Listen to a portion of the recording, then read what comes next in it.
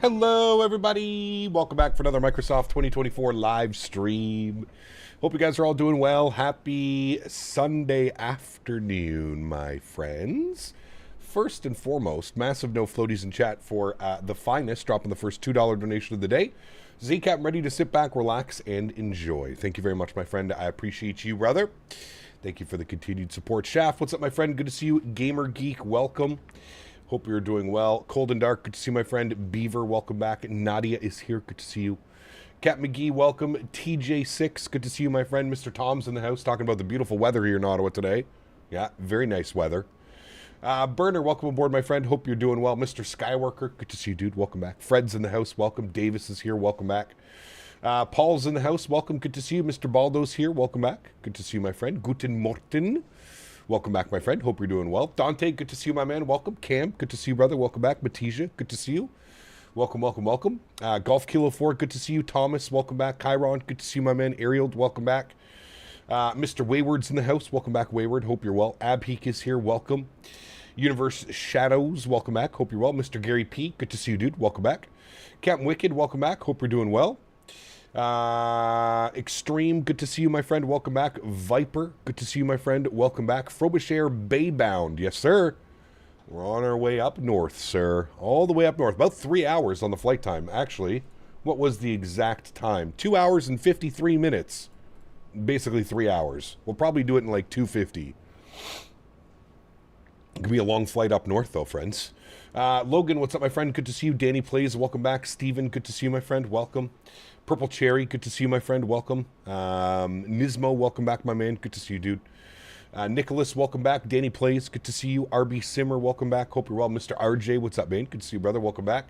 Tenure DeBoba, good to see you, my friend. Welcome back. Hope you are doing well, my man. Happy Sunday to you, sir. Long weekend. You guys are enjoying it. Joseph, what's up, man? Good to see you, dude. Gorilla Glue, welcome back. Hope you're doing well. Welcome aboard, everybody. We got the beautiful Canadian North livery out here. Probably one of the best call signs in North America, in my opinion. Does anybody know what their iCal code or call sign is, chat? Without doing a Google search. Isn't Iqaluit the last place you hit before the Atlantic? Yeah, we're going, well, not quite. I'll show you on a map. We're going all the way up here. All the way up here. So this is Nunavut. All this up here.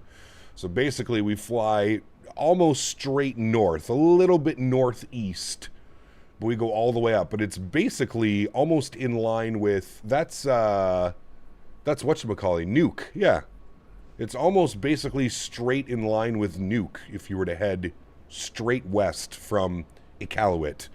Arctic, you are correct. That is their call sign. Probably one of the coolest call signs. Arctic and Empress. We have two good ones up here.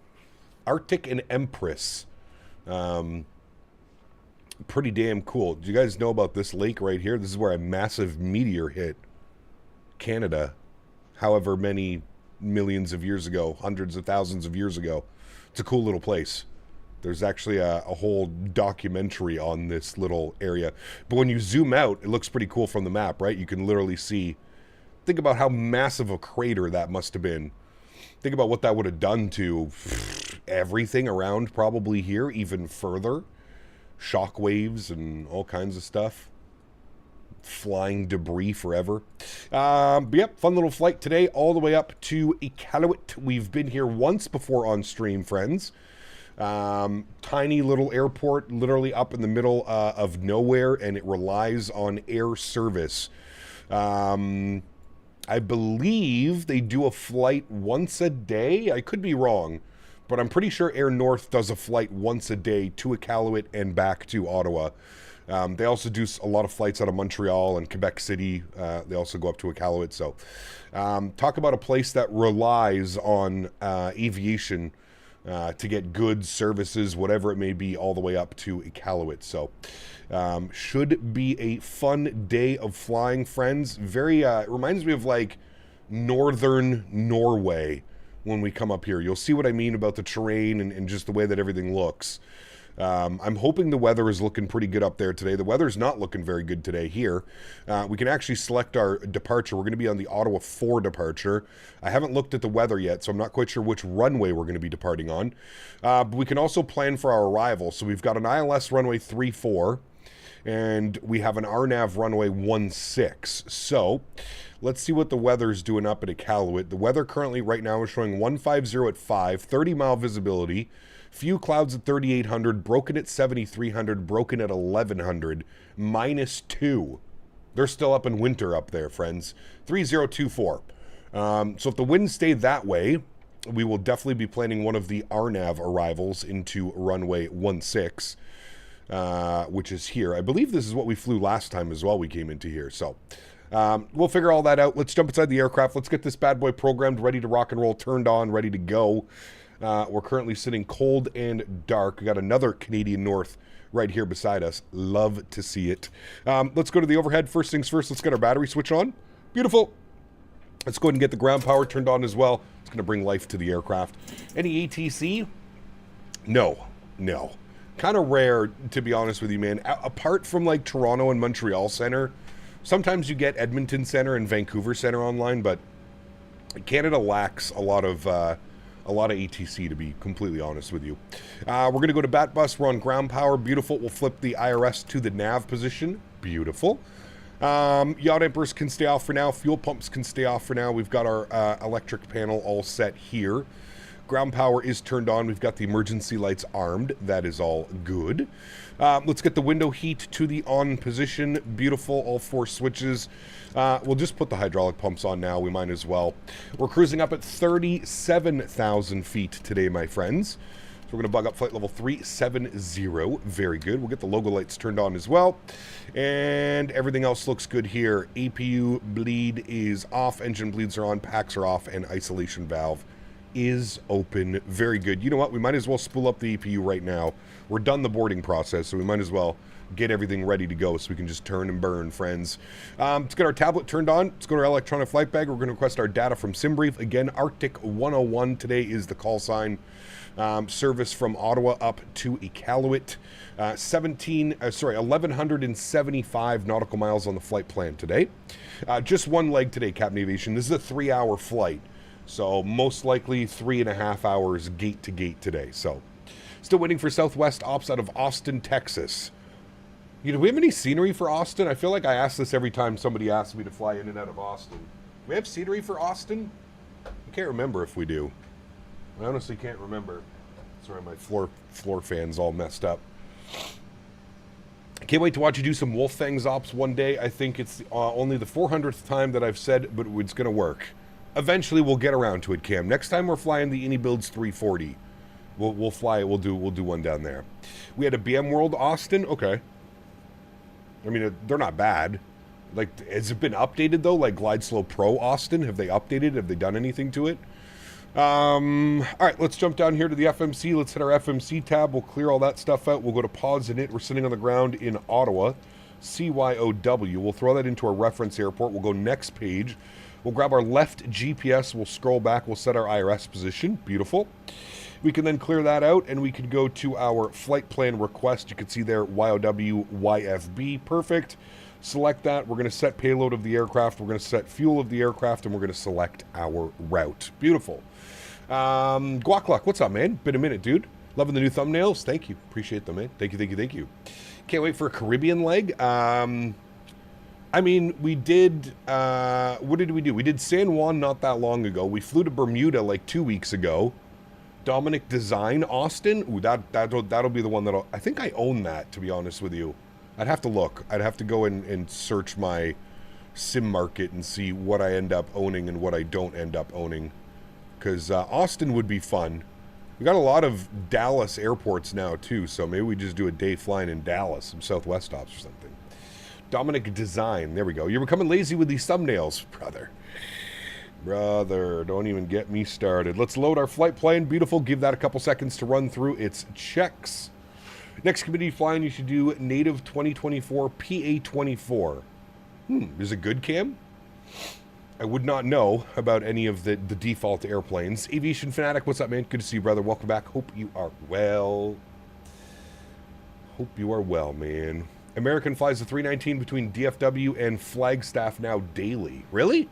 Well, after yesterday's debacle trying to depart out of Flagstaff, do we have any third-party scenery for Flagstaff, Mastro?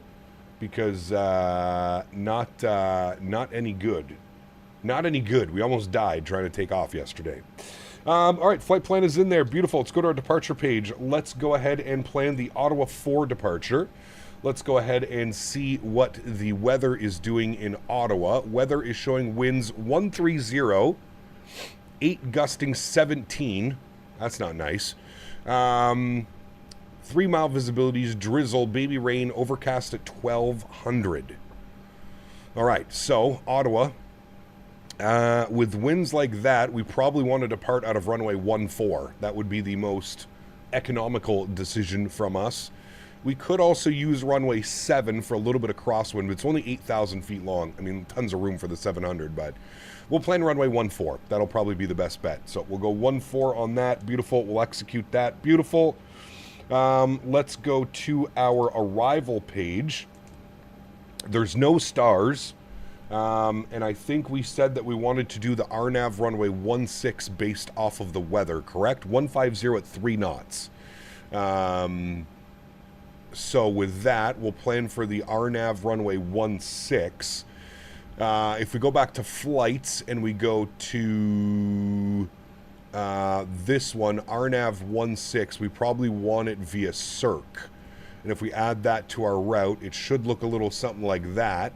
And then what we can do is probably like parallel to that, we can just go direct Cirque and then down and in like that. I feel like that's probably our best options, right, chat? Right. Good. RNAV 16, Cirque, insert, good. Let's go to our legs page. We'll confirm we don't have any crazy discontinuities. I'm going to fill that in right now. And that's it. 1,200 nautical mile flight plan, and there's only 3 pages. Welcome to flying in Northern Canada, my friends. Got catch my departure out of here. Well, I got to set everything up, and then I'll hopefully catch you as we're pushing back or taxiing out to the runway. Let's go to our NITREF tab. 0 fuel weight, 52.3. Good. 11.6 on the planned fuel. We're going to go 2 on the reserves. Cost index, we're going to bump 35 today. We're cruising up at 37,000 feet. Our wind component will be 273 at 49. So quartering headwind-ish all the way up. Let's go to our N1 limits. Now that we've got the EPU spooled up and ready to go, let's get the EPU generators online. Let's flip this up to EPU gen. Let's get the packs on for now, because it's a little bit nasty here. And we'll get the EPU bleed turned on as well. We'll get some pressure up there. Landing elevation in... what is our landing elevation up in Iqaluit? Landing elevation is 110 feet. So we can just put 100 into that bad boy. Beautiful. All right. That's done. That's doing its thing. We'll go standard barrel pressure, 3026. We'll get our traffic range rings on. Beautiful. And then we'll come down here. We'll go to our performance tool. We shall grab some performance numbers. We are departing out of runway 14, which is kind of rare, to be honest with you. You don't get runway 14 a lot in and out of Ottawa. We'll go ahead and bug up our tow weight in kilograms. We'll import the live weather. And we'll calculate our V-speeds. Beautiful. RJ, my man, dropping the 2 bones, says noontime dab hit for Captain. Sheesh. We will stretch as soon as we get it, as soon as we start pushing back, my man. Thanks for support, RJ. Appreciate you, brother. Thank you, my man. All right, takeoff D-rate 1, cell temp 44 degrees. Takeoff D-rate 1, cell temp 44 degrees. Good. That'll be a slight D-rate on the climb as well. That's fine. Takeoff, flaps. I'm going... Wait, hold on. Did it go flap 1? Yeah, we're not doing that. Flap config 5. Hello? Calculate. Good. All right, takeoff D-rate 1, 39 degrees. So bear with me here for a second. Init, N1 limit. All right, so it changed it quickly to, what was it? 39 degrees. Takeoff D-rate 1. There we go. Flaps 5 degrees, CG weight 22.9, trim value 598. I'm getting V speeds of 34, 35, 39. 35, 35, 39. Perfect. We'll bug up those numbers into there. Beautiful. All of that is looking good. Init A, Init B pages are all done. Beauty. Let's go and make sure that our park brake is turned on. Very good. And then we'll come back here. We'll go to our ground operations. We're going to go and go to door management. We're going to close you, close you, close you. Very good. Then we're going to go to ground, not maintenance, sorry, ground connections. We're going to remove the chocks. We're fully sitting on EPU, so that's all good. And then we can go to GSX and prepare for pushback and departure. Very nice. Thank you again, Mr. RJ. Appreciate you, brother. Thank you, man. I play Microsoft 2024 on Xbox, and I'm trying to figure out how to connect my SimBrief into the 737-800. Any tips? Does that work on Xbox? I thought that only worked on PC. I could be wrong. You might have to do a little bit of research on that. But I'm pretty sure that it only works on PC.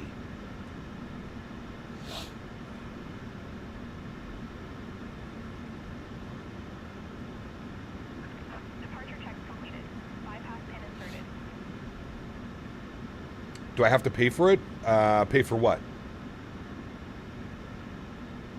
Navigraph? Yes. SimBrief? SimBrief, no. SimBrief is free, isn't it? I'm pretty sure. Is it Airbus week next week? No, I think we're going to be in the 777 next week. T7 next week, my friends. 777, and then we're going to bump back to Airbus.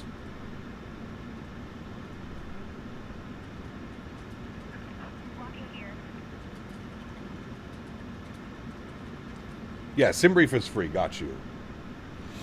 Pay for it? Usually not if you're decent looking. Sheesh. On the vertical stream, Bobby, today. Wow.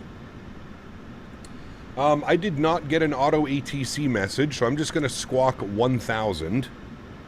And I'm going to pull open the CTAF frequency here. CTAF, CYOW. You think I would know this off by heart, but I don't. 18.8. We actually don't fly a lot. Considering I live here in Ottawa, it's kind of crazy that I don't fly out of here more often. Park brake, released. Sounds up. Good. Block time on. We're moving. Let's go and spool up some engines, shall we, friends? We'll get the packs to the off position. We'll make sure that our fuel pumps are turned on. We'll make sure that the seatbelt signs are turned on and our anti-collision light. And we shall spool up engine number 1. Enjoy. Start valve open. We should see a good N2 percentage on the rise. Since when did GSX get a UI update? About a week ago. Version 4.0 dropped of GSX. Crazy, right? Here comes 25. We'll introduce fuel. Very good. Enjoy. Air France is coming in on runway 7. They probably didn't want to shoot the RNAV because the RNAV there's no ILS approach into runway 14. There's just an RNAV. Number 1 first? Yeah, I usually do number 1.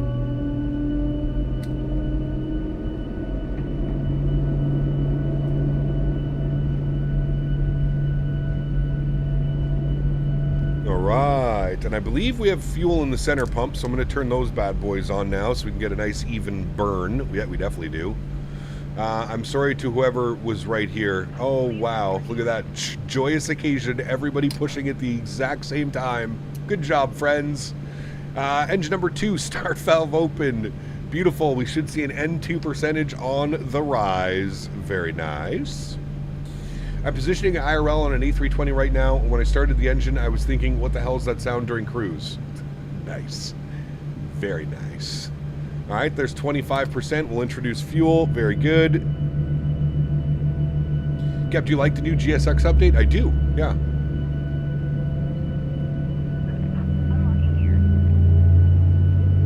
Center fuel tanks also need to be turned on. Yes, thank you, Apik. We got those. Thank you, thank you.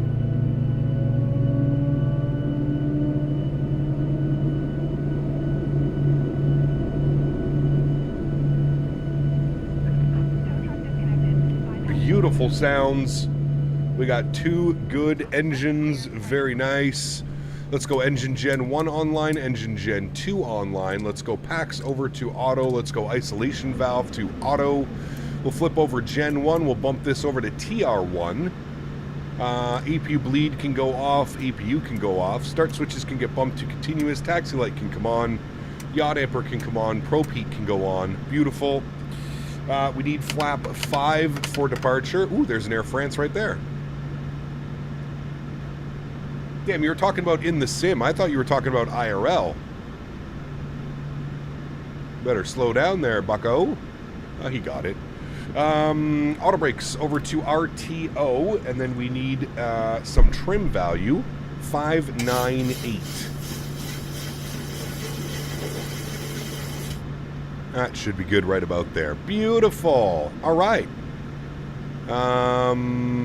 Okay, we're good. Park brake is released.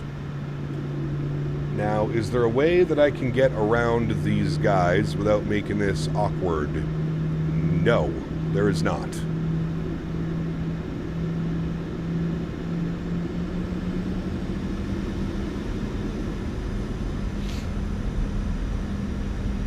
I think what I'll do is I'll just cut this way.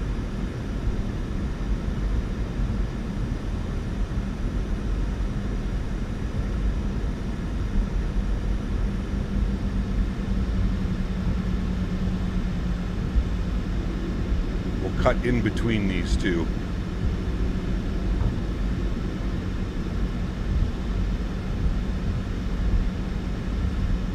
Cut, what's up, my man? Been a minute, dude. Hope you're doing well. Welcome back, brother. I love seeing all the Canadian North Air. Oh, okay, sure. Yeah, that's smart. Yeah, okay. Who is this? Who is this joker right here? Who is this? I want to go first. I have to be before Captain Canada. Who is this joker? Unmask him. Unmask him, chat. Who is it? Sir, where are you going? You don't even know where you're going, sir. You gotta go up here. You just went to the pushback line. That way. Not a good boy. Not a good boy. Probably Dan. That's you, Danny? That doesn't surprise me. Sorry to say that.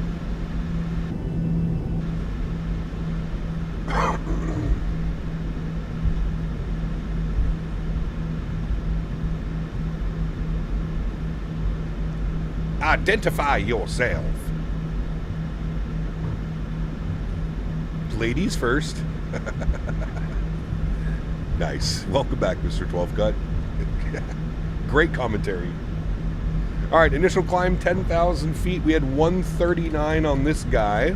Danny's going to go in front of us so that he can make his descent at 240 knots at 36,000 feet. Very important that he goes first to make sure that his airplane, and he holds everybody up behind him. Very important, chat. Let's go VNAV, LNAV, good. Very important. Are we in the 777 freighter, passenger, or both? Next week we'll probably do both. We'll probably do both next week. God, I love this livery, man.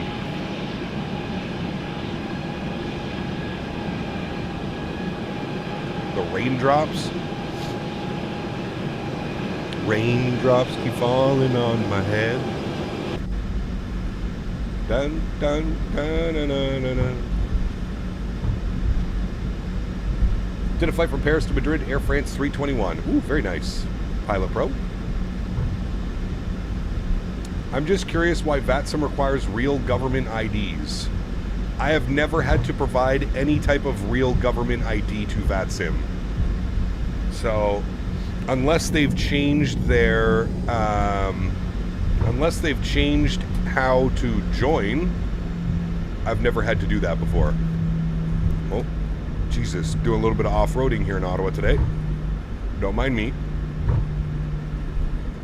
Just a little bit of off-roading. Whee! I feel like they added this as an afterthought. Oh, we're about to go downhill off-roading now. Kerplunk? That, we made it.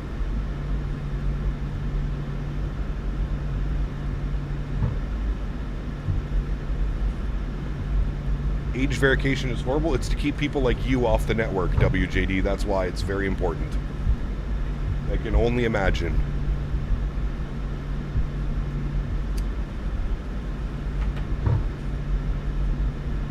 Check your engine scap. Yeah, we don't need a repeat. Correct. I wonder if they're going to actually update the scenery, because Porter built a huge new maintenance facility over here. I wonder if he has any plans to come and update it. How young are you? I'm very young. So young. Auto traffic, Young is jealous. 505, line up runway 1.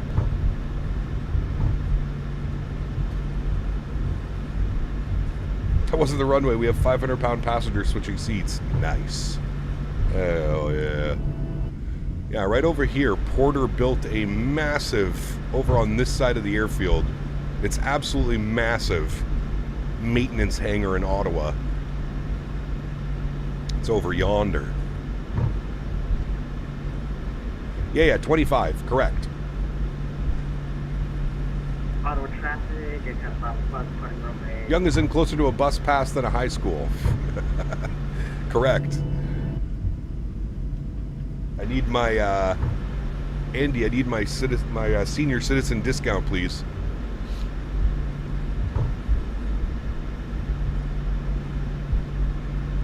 Shit, I forgot we had the bio key, and you can actually see how old I am. Oh, failed. Air Canada departing. Is he also going to Iqaluit? I think Air Canada flies up to Iqaluit. I think.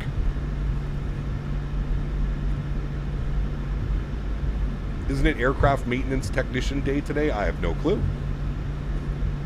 Is it? I don't know.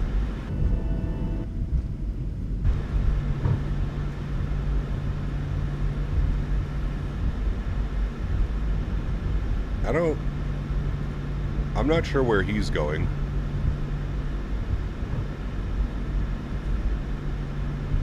I was gonna follow him, but we gotta go this way.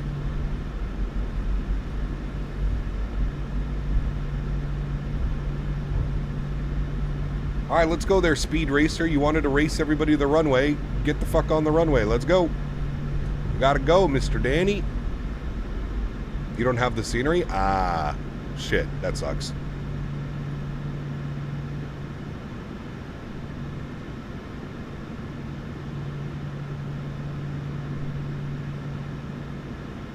It's like watching a rally. I mean, we were going 12 knots.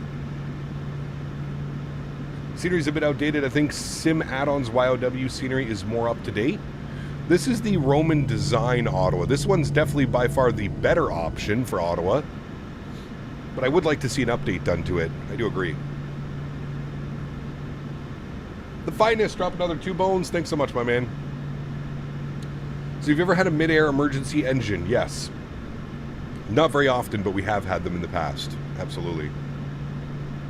All right, chat. Runway heading 3,000 feet and then make your turn. So runway heading 3,000 feet and then I'm going to do a right turn. Yeah, I'm going to go runway heading and then right turn direct Graydon on course. Cap, is the landing rate on Volanta correct? What do you mean, Ruben? I mean, it should be.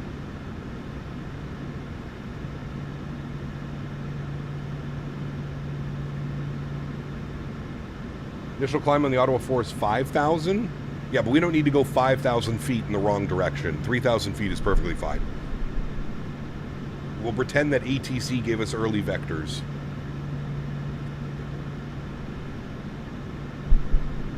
Ottawa traffic, Arctic 101 lining up runway 14, Ottawa. Landing lights, runway turn-offs, taxi lights can come off, strobe lights can go on, and wing lights can go on. Beautiful. Confirm everything upstairs looks good, pack's good, no lights good, we're all set.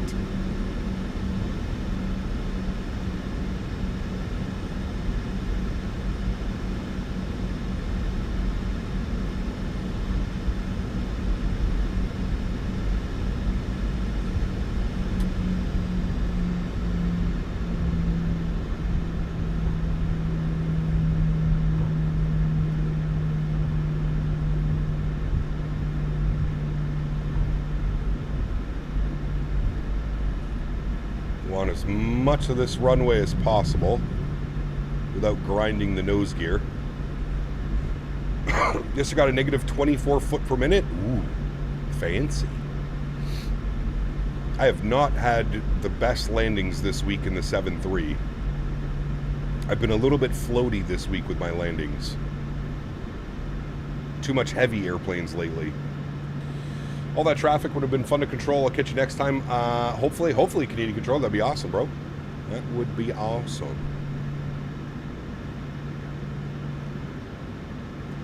I have not picked up GFX yet, no.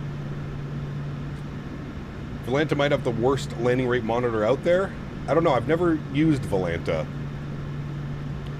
I used Volanta for like a couple days when it first released, but nothing afterwards. All right, we got to make sure that this is bumped onto TA only. Very good.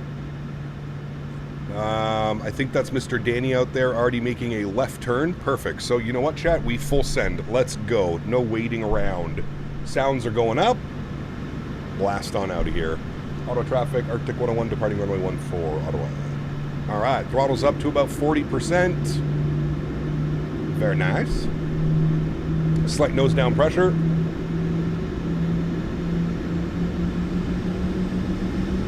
Stable at 40. Chrono is on, and a toga. Enjoy.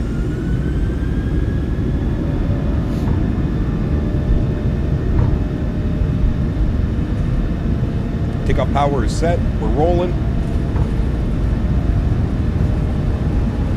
80 knots. Neutral.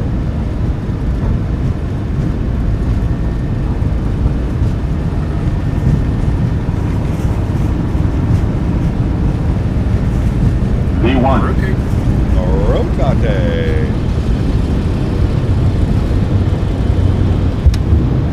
We flying.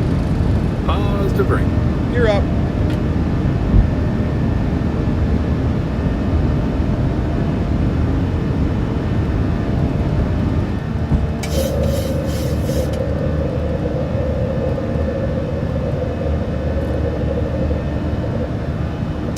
Goodbye, soupy Ottawa. Goodbye, my friend. Auto brakes off, gears locked. Runway turn-offs off.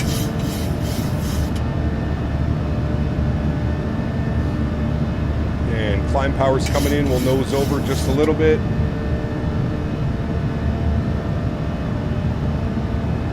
There's about 3,000 feet. We'll start a right turn, 90 degrees. We'll go 230, sorry. On the heading. Let's go speed check, flaps 1. Bring the sounds back down to a little bit of a more manageable level.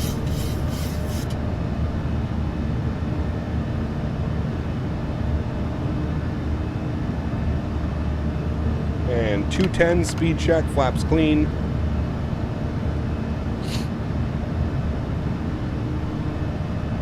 Need GFX. Center 850 Okay. at shot field, room to taxi to runway 14. All right, let's keep that turn rolling.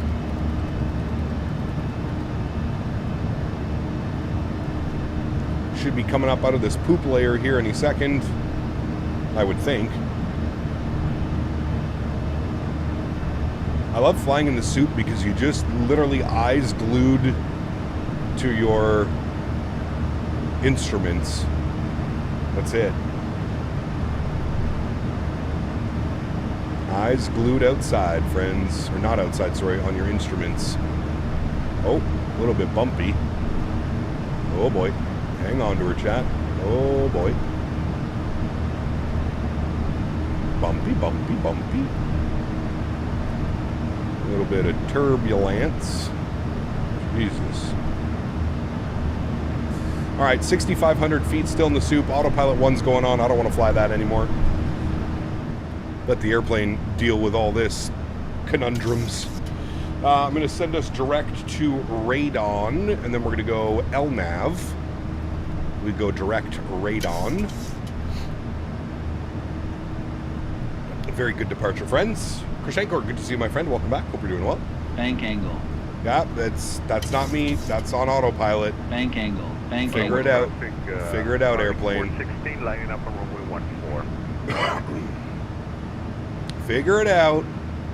We're up and above 8,200 feet. 3982, you guys on this frequency?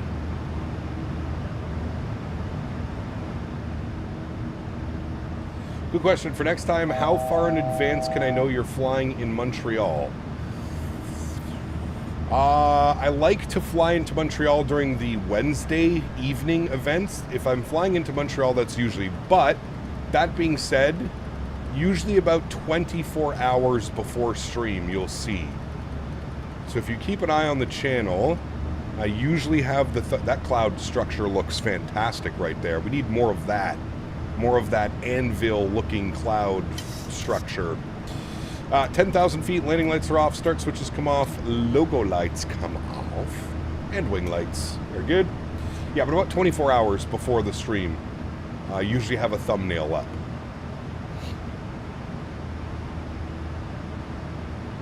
Got all the rain we had yesterday? Correct, Rick. Yeah, not nice, man. Are the clouds payware? Nope, they're just on the ultra setting. Ultra setting, and we do not want to hit into there. Can we start climbing, please? Give me that 700 excessive climb rate. There it goes. I want to see 3,000 feet per minute. Show it to me, baby. Make me proud, airplane. She's getting there. There we go. 3,000 feet per minute. Love to see it. We're going to go right through this, though. Hang on, chat. It might get a little bit bumpy. Everybody hang tight. Volanta will spit anything out, even a plus 100. There's an upslope. Volanta's foot per minute is meaningless. Unfortunately, G's is really the only consistent landing rate monitor. Oh boy. Jesus. Rocketing through these clouds, man. Holy. I have a 30-50. My clouds are on high and they look like super grainy on the edges. Any idea why? Mine do too sometimes. It depends on the cloud formation, to be honest with you. Really depends on the cloud formation. All right. Everybody is up, up, and away, my friends. Climbing out nicely.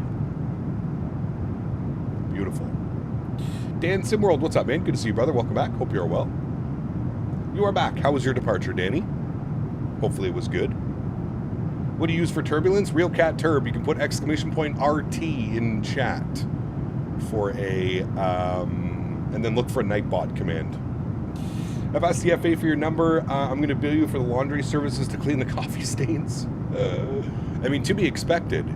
I feel like I should have briefed you guys before we departed. Oh, ladies and gentlemen from the cockpit,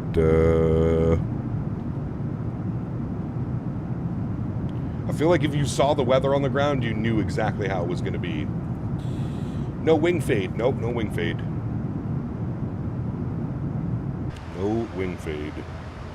Where do I even buy GFX? Do I buy it directly from them? Maybe I'll add it for next week's streams in the 777. How does it work with the 777? Should I try talking to passengers on the intercom? I don't think it works.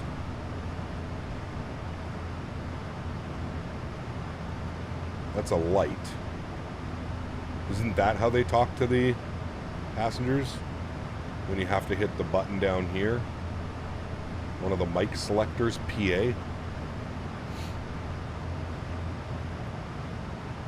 Do I still play ATS? I haven't played ATS in a very long time, man. Very long time.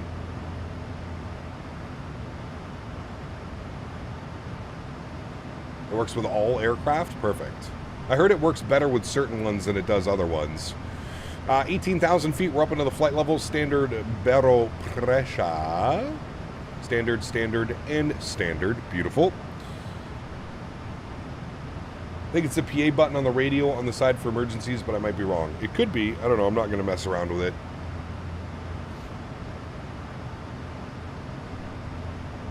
Very well could be. Let's sync up our heading. We can be good pilots, or at least pretend to be. Man, there's some nasty weather out there today, chat. I can confirm this is exactly what it looks like outside my house as well right now. Took Henry for a walk this morning, and we both came back absolutely drenched. You should do a live stream of ATS? Nah, it's not really my thing, man. I don't know. I enjoy it for about 10 minutes, and then I'm like, okay, can I go fly an airplane now? It's pretty much my logic when it comes to American Truck Sim, Euro Truck Sim. It's not my thing, man. Not really my shtick, if you will. Gotta try out Glass Out. Props to Any Display, pops out any display and can stream on an iPad. I thought I heard about that, you know? Crunkness, my man, dropping 25 bones. Says GFX sponsorship, go buy. All right. Well, I'll buy it then. I'll buy it. Huge no floaties to you, Mr. Crunkness. Thank you very much for the support, my man. I appreciate you, sir, dropping the $25 donation. Thank you, my man. Ty Rollins, what's up, man, over on the vertical stream? Good to see you, brother. I'll have to pick it up. He likes to drive the truck over the curbs and the grass. Shortcut. I heard it was a shortcut. Glass out is $16. Interesting. I don't know if I would need glass out, though. I don't know. Used to buy a lot of ATS and ETS, and now been mainly on Microsoft. Yeah, I just find it difficult to... I don't know, man. I'm a flight simmer. You know what I mean? I find it difficult to... I find it difficult to get invested in like truck sim and stuff like that. It just doesn't... I don't know. Maybe because I just don't have like a proper like rig for it or something like that. I don't know. I do have all my Thrustmaster stuff, but like I said, for me it's more... I don't know. Doesn't interest me the same way that like airplanes and stuff do. Cap, are you already planting on your farm? Well, it's not that kind of farm. It's a horse ranch. We do have some stuff, though. We got some chives, some tomatoes, some other stuff like that, but yeah. Georgia with the $3 donation. Thank you, Georgia. Appreciate you, my friend. Says, Henry Treats Fund. He does need treats. The goodest boys deserve all the treats. Can confirm.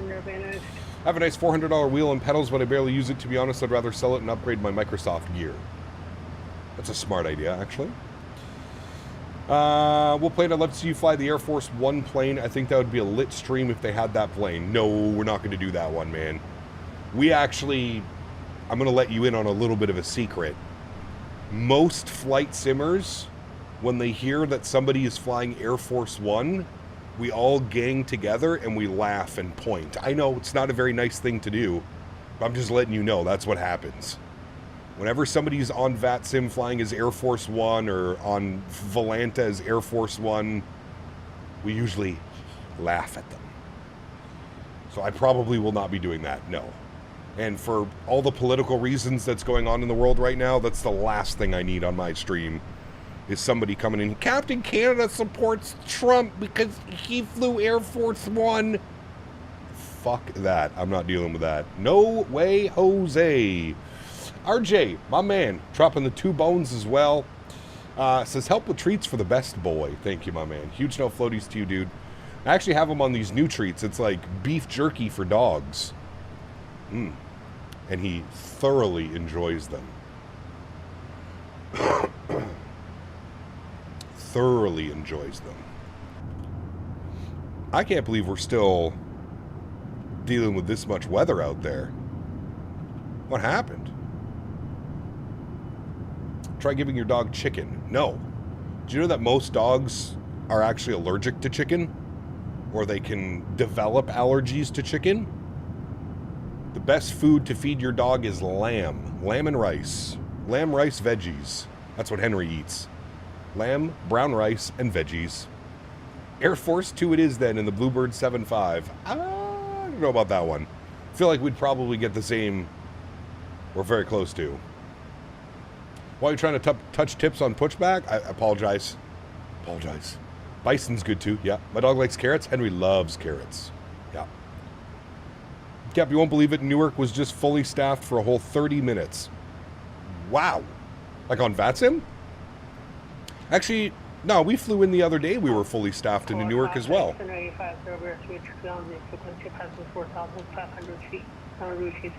Henry likes to eat eggshells.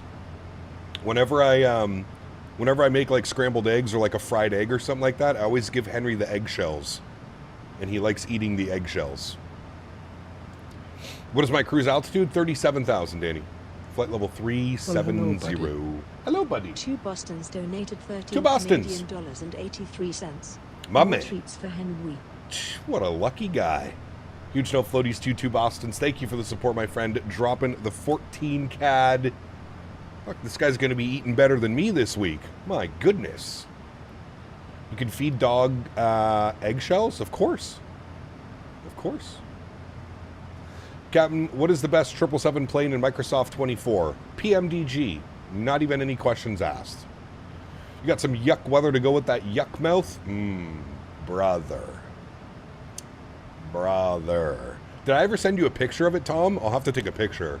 This batch is, brother. It looks like alien weed. It's incredible. And it smells like rotten garlic. It's phenomenal. Phenomenal. Someone needs to do a dono to get the nice ribeye and mashed potatoes. Oh, infused. Did you not see what I ate the other day? Hold on. Hold the phone, please. Hold the phone. Hold. Hold. Hold. Puller of spikes, my man. Look at this bad boy. I cooked that up Friday night. Sheesh. Ribeye on the charcoal grill, brother. Look at that. Look at that ribeye. That is just perfection. Nice little Montreal steak spice all over it. Sheesh. We ate good on Friday. We ate good. Puller of Spikes dropping $20. Actually closer to $30 because he's donating in USD. Thank you very much, Mr. Puller Spikes. Appreciate you, brother. 20 bones. Huge no floaties to you, my man. Thank you, thank you, thank you. Incredibly kind, my man. Thank you, brother.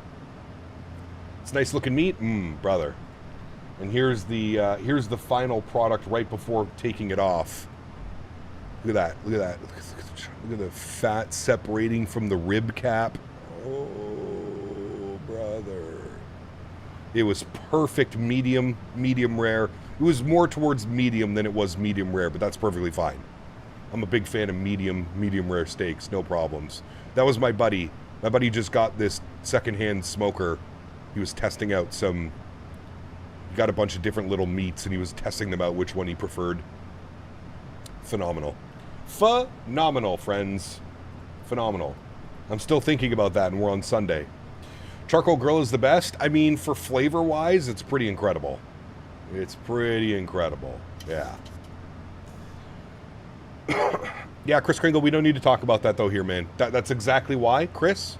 You basically, you are the epitome of why I will not fly Air Force One or anything to do with anything political right now.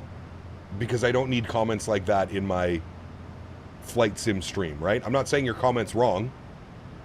I'm just saying that's the exact reason why I don't want to have that type of stuff here.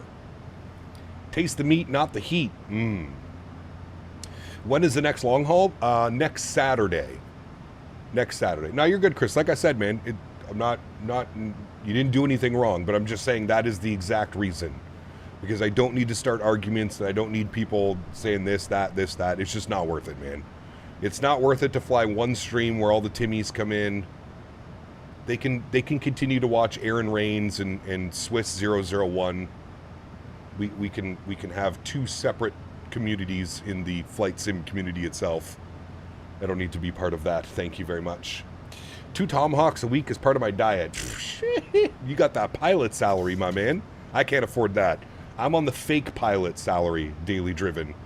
My fake pilot salary does not allow me to eat 2 tomahawks a week, brother. I wish. He likes barbecue sauce on a steak. Don't let him fool you. Damn right I do. Damn right. Mofo, what's up, my man? Good to see you, brother. Sorry about last night.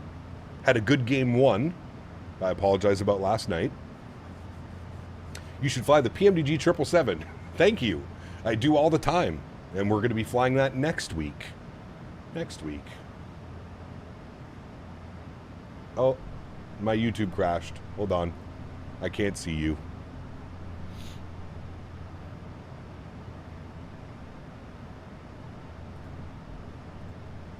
Now I can see you. Hello. Welcome back. Best I can do is 2 steaks before the company starts questioning my food bill. Exactly. Exactly. Steak sauce is acceptable if cooked right. But like, what's the difference between steak sauce and barbecue sauce? Nothing. Literally nothing. I can understand. Like, I'm not saying I put like chicken and rib barbecue sauce on my steak, but a nice Do you guys have the keg? Do you guys know what that is? The keg? It's a Canadian... Well, I don't know if they're Canadian. There's a bunch of locations up in Canada, and there are some in the States. Have you ever had the keg barbecue sauce? It's basically like A1 or HP sauce. It's very similar. Very similar. You're ruining a good steak? No. You're enhancing. That's the way that I think about it.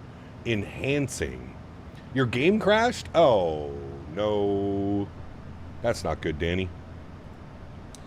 Danny, that's exactly why I think we need autosave on every... I think we need to, as a flight sim community, I think we need to advocate that every single third-party airplane ships with a save feature, the way that the Innie builds airplanes and the Aerosoft 340.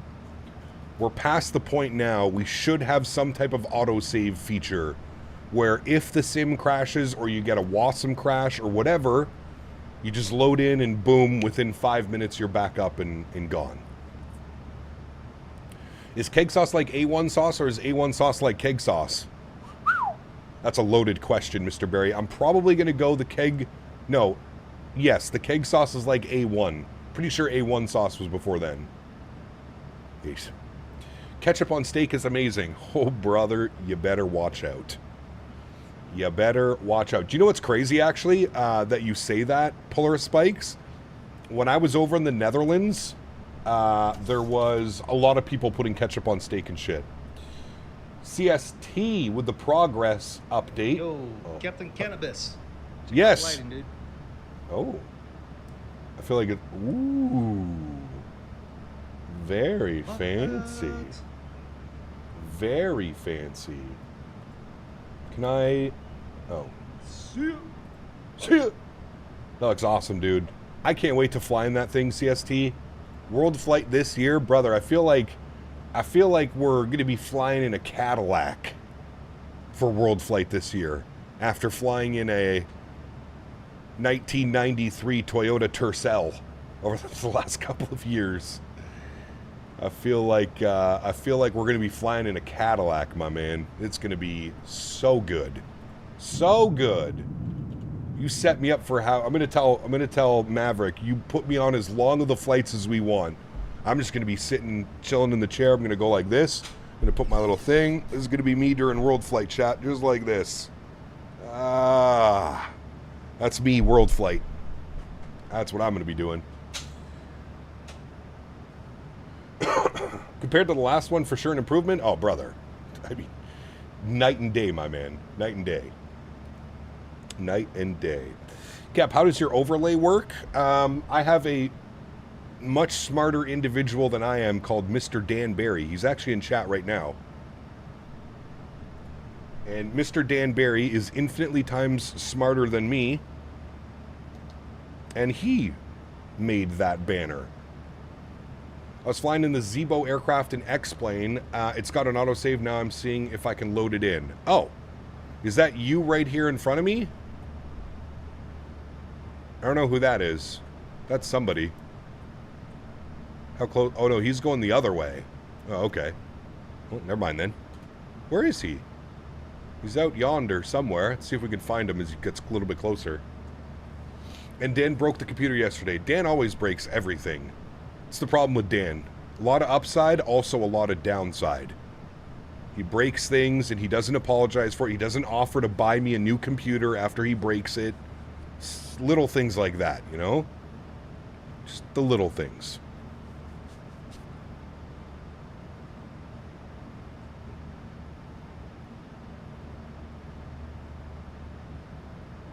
Move fast and break stuff. There you go. There you go. No, that's not you, Danny. That guy's coming the other way. I don't know who that is. Let's actually look at this. Let's see. We're up here already. Who is this? Live traffic. Who you be? That is FedEx 5393. He's coming from Cologne. That's EDDK, right? Cologne? Maybe not. He's going all the way to Memphis. He's got 1,000 nautical miles left. 2 hours and 24 minutes. Sheesh. Damn. We got the Air Canada flight up there. And then we should have Danny right here, but Danny, his sim crashed. And, yeah.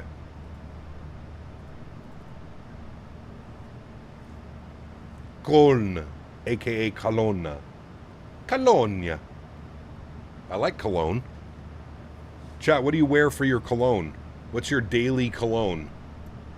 Let me hear it in chat. What do you guys wear for cologne? Don't tell me you wear like SpongeBob. SpongeBob cologne or something like that. What's everybody's daily cologne? Let me make sure that these are not in the cinematic views. Correct?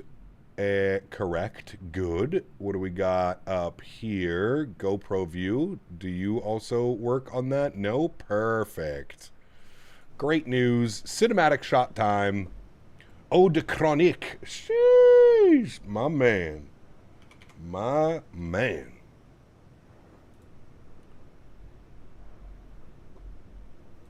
I'm sure I smell like that too when I go into the grocery store. L'eau de chronique. Eau de BO. Nice. Nautica. Nautica's very popular.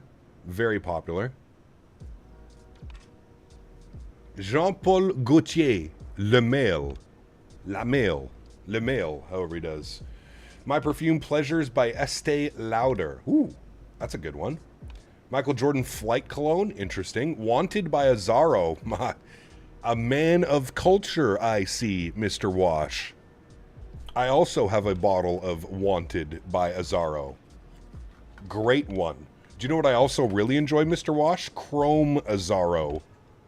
I don't know if you've ever dabbled with that one. Davidoff Cool Water. Great smell. Great scent. For those of you that don't know, I am a... I like to pretend like I'm a cologne connoisseur. I wear Jet Fuel by Avgas. Nice. Joe Malone Wild Bluebell. Interesting. Huh. Boss by Hugo Boss. That's a good one. That's a good one. Very Dior Sauvage. I got two bottles. Two bottles, Ruben, of Dior Sauvage. Remember when CK1 was all the rage, late 90s? Is that still made? Of course it is. You remember Swiss Army in the silver bottle, mofo? You know what's crazy, mofo? I still have a bottle of original Swiss Army from like early 2000s.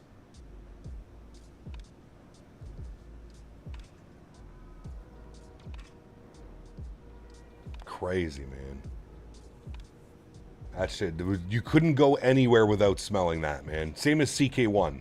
You couldn't go anywhere in the early 2000s. Bleu by Chanel. A man of culture again. Also have a bottle of that. Very nice. Burberry Brit. Ooh, that's a good one as well. Actually, one of my favorite colognes growing up was Burberry Weekend. Big fan of Burberry Weekend. I still have a couple bottles, actually, unopened. Versace Pour Homme. That's a good one. Very good one. Yeah. Perfume de Marly. I mean, now we're getting into some... If you're wearing Creed... I have a couple bottles of Creed. I have Creed Aventus. I have Creed Silver Mountain Water. I also have, what's the other one? I have Bois de Portugal, but I don't like it. I'm actually trying to either give it away or sell it. Green Irish Tweed. Man. Fragrance Canada, correct. Yeah. Does any man here wear Cool Water back in the day? All the hot guys wore that. Oh, Davidoff Cool Water? Absolutely. Versace Dylan Blue, that's a good one too. I love that one. Tom Ford's, I can't do any of the Tom Ford stuff, Captain McGee. Yeah. Autosave is not loading in the Zebo. Good flight for the rest of you. I'm sorry to hear that, Mr. Danny. Well, fingers crossed. That's why you fly Microsoft, Danny. Won't crash. Eau de toilette. Eau de parfum is better. I'm not gonna poo-poo on an eau de toilette.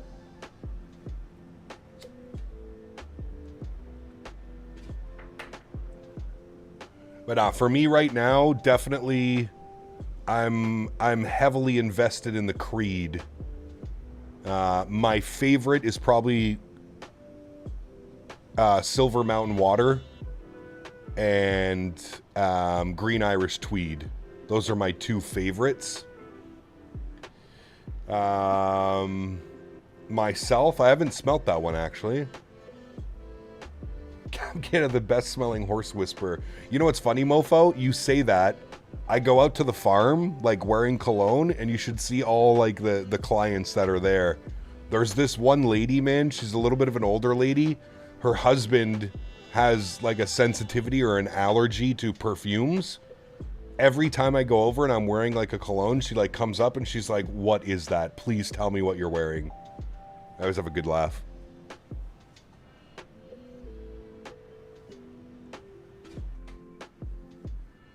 Latrine Lapoo.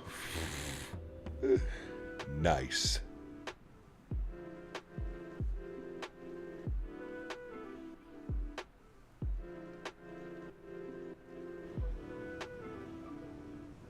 Axe Original is how I got my first girlfriend, brother. Remember the high school? BC, the high school hallways in the early 2000s. Brother, you couldn't breathe regular air. It was, everybody had Axe spray. Everybody. And it was key for the stretchable moments in high school when you and your buddies would go on lunch break.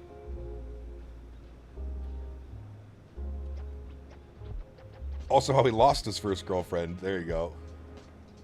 Crazy how cologne and perfume are some of the most expensive liquids in the world for what you pay per quantity. Absolutely, Golf Kilo. You know what's crazy actually though, Golf Kilo? Have you ever gone and seen how designer perfumes are made? Like the ingredients that they use in like a Perfume de Marly or like a Creed. Man, crazy. Jacquard Noir. Oh my god. Okay, Grandpa. Okay, reminds me of what my grandpa would wear, Tom. That old school barbershop smell. Gigliotti, is good to see you, my friend. Welcome back. Hope you're well.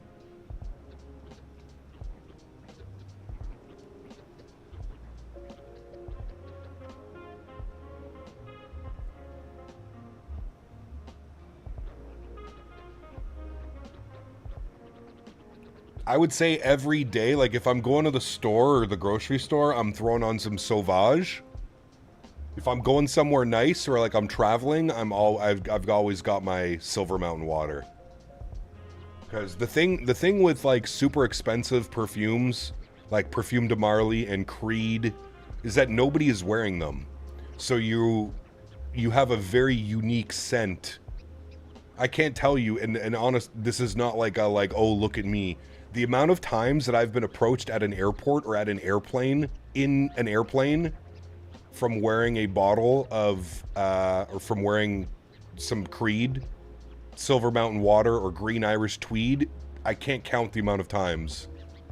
Flight attendants, passengers have come up and been like, what are you wearing? It smells fantastic.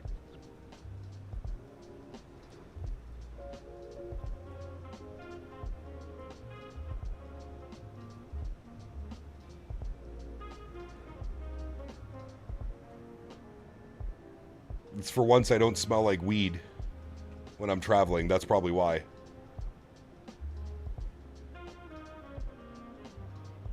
Green Irish, dude, Green Irish Tweed is incredible. If you've never smelt those scents, Tom, I can bring it for you. I'll bring it for you when we go to Minneapolis. I have little travel decanters that I use. The time of my daily driver was Fierce, Abercrombie, and Finch. The early 2000s, baby. Early to mid 2000s. It's the Beach, dude. That's one of my favorite episodes. What are you wearing? It's the Beach by Calvin Klein. They took my idea, Jerry. So good. C. Patrick, what's up, man? How do you use the same chase plane views as you? You can download my profile, but we're just using the cinematic camera right now. So everybody has access to this cinematic camera. If you use the cinematic camera, though, don't use any of your pre-saved views. Just use whatever views come with the chase plane cinematic.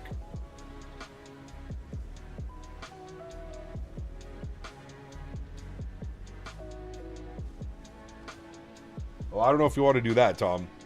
I'll bring some baby powder for that, though. A little bit of baby powder for your FS Expo pleasure. Yes, sir. Hey, look, we actually might be out of the weather soon. Polo, that's retro too, brother. Takes me back to the 2000s.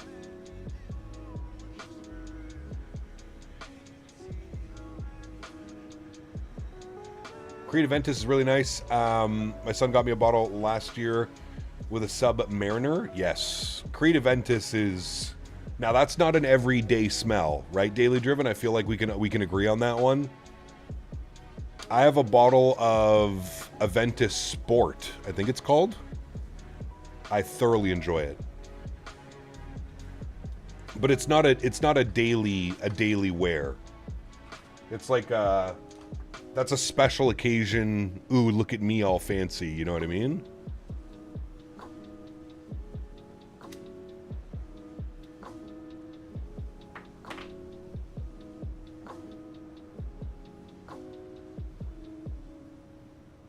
It's also too expensive to wear every day. What's a bottle of Aventus going for now? 450 bucks? 400 bucks? It's absurd.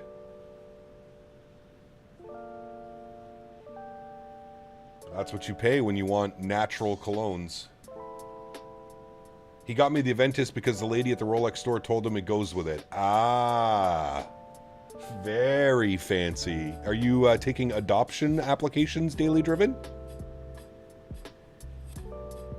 I'm still waiting for Rydog and Rydog's family to accept me and their application.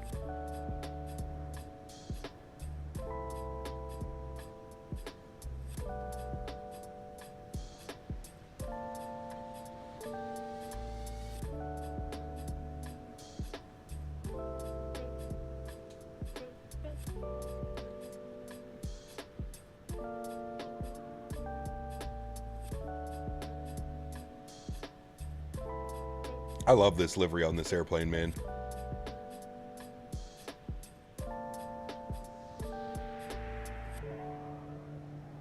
Application for Rydog's family has been approved by the Rye wife. Exactly. Hey, listen, if she can put up with Rydog, she can definitely put up with me.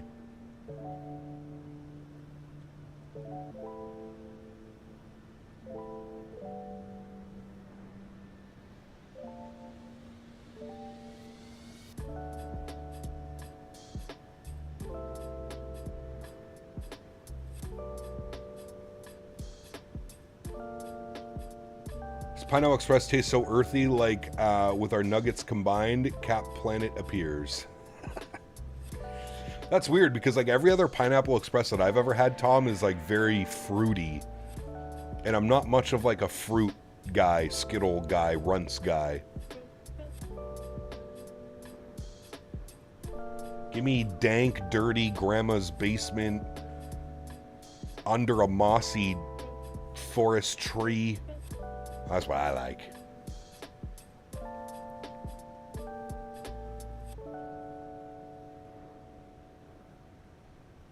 Yeah, what are we rating this livery out of 10? What do we think?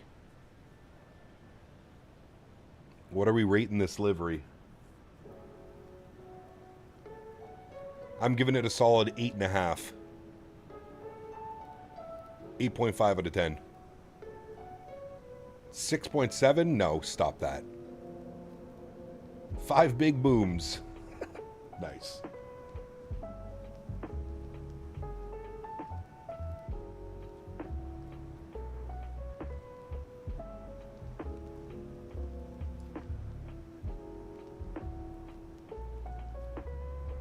Eau de sous-sol, exactly. 7.9.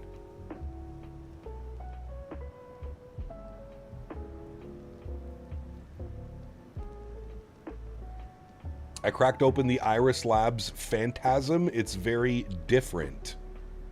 Mr. Barry's in for a good day. How would you describe it as different, Dan? Do you notice how clean it is? Like the cartridge itself. It's like completely see-through. It's very different than the other one that you have, right? I forget what other one you got.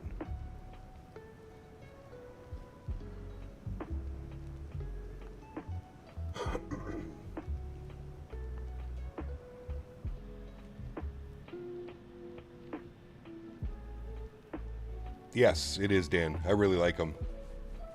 I have mine right here beside me. Do Canadian North still fly to airports with gravel runways? Yes, they do. But they usually fly those on their old school 7.3s, Fliteaware, the 400s with the gravel kits. 3 and 400 737s. A lot of ATRs as well. A lot of ATRs up north. Flying Dulles, Iceland to London. Sheesh, Cooper. It's a busy day, my man.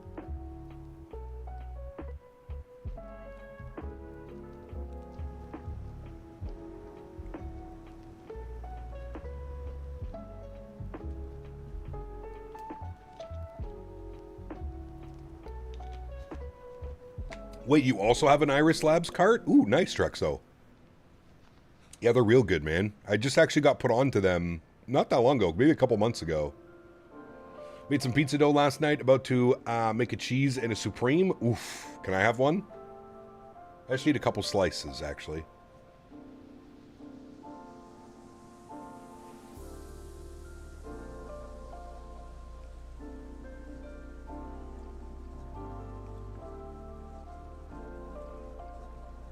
Love the ATR. I never got into the ATR, really.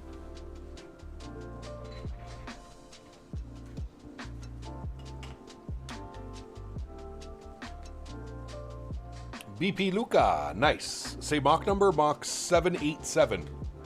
Basically Mach 79.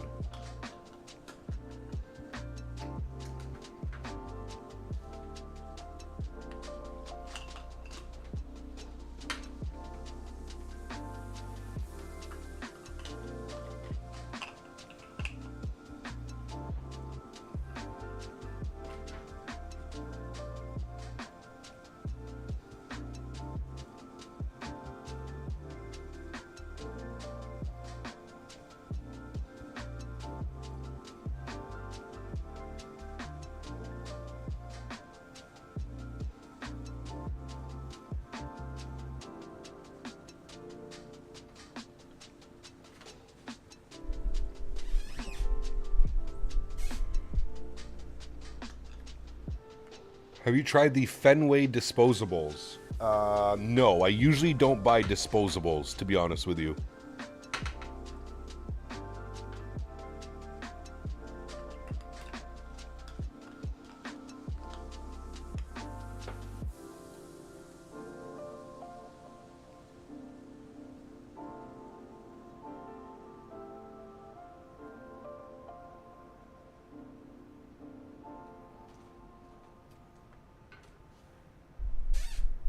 Dude, why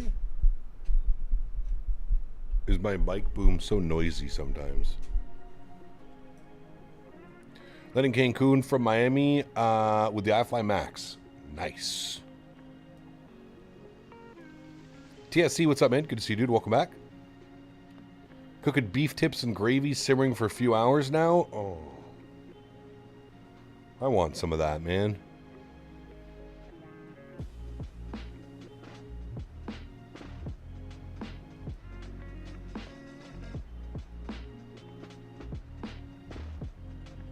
I've never flown on an ETR.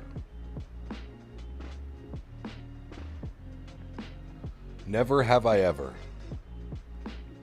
I'm doing well, TSC. Thanks for asking, man. Same to you, brother.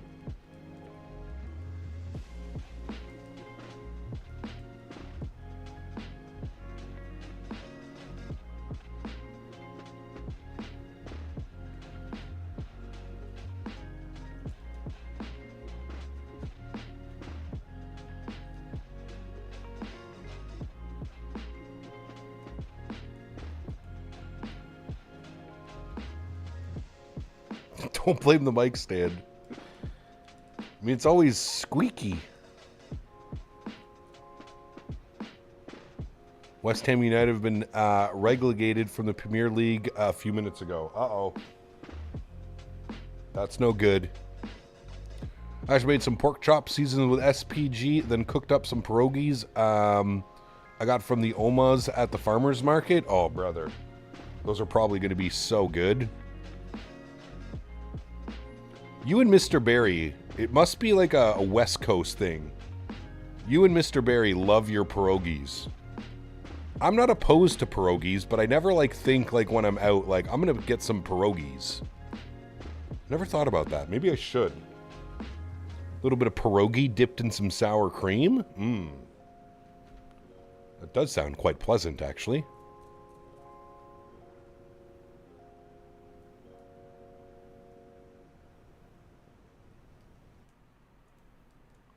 Absolutely devouring some birria tacos. Dude, I've never had birria tacos either. And I feel like that's something that I need to experience. Should have had it when we were in LA.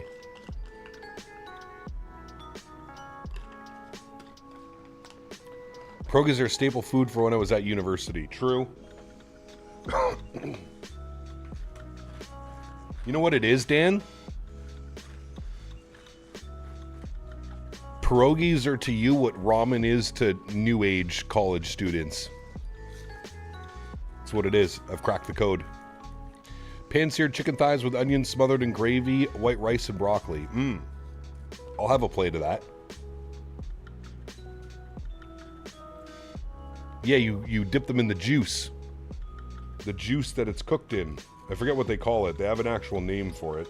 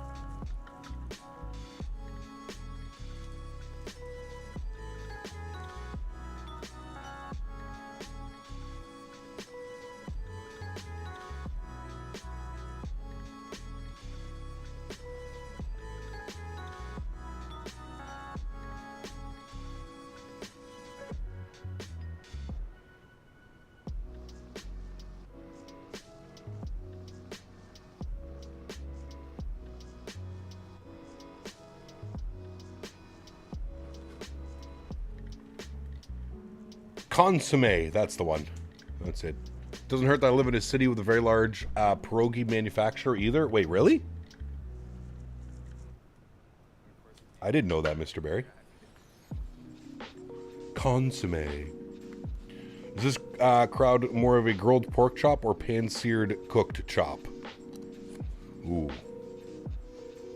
For me, it has to be on the grill. Anything on the grill is going to win me over.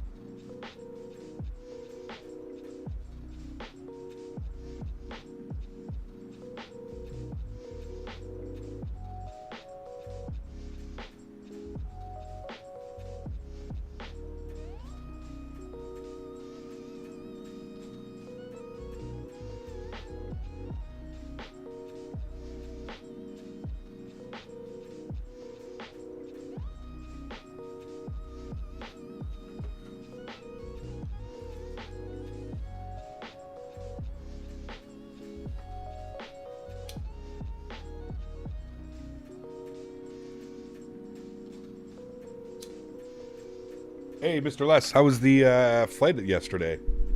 United CRJ totally outclimbs the Alaska 7-3 on departure. Enjoy my Greek yogurt and planes departing SFO. Wait, how do you get back home? You're on an RJ? Go away, robot. Are you live streaming Wednesday afternoon and evening? I will let you take a guess, Ariel. I feel like we do this every stream. We're craving some good orange chicken and fried rice. Panda Panda? ACAP Ari mate, just came back for a trip with my fiance to Le Touquet in the northwest coast of France. Took a break, ate beach, and came back. So nice. And now looking at the stream. Very nice, BU. Sounds like you had a wonderful afternoon, man. 787 SFO to IED, then YOW. Oh, that's not bad then. That's not bad at all. You up in business again?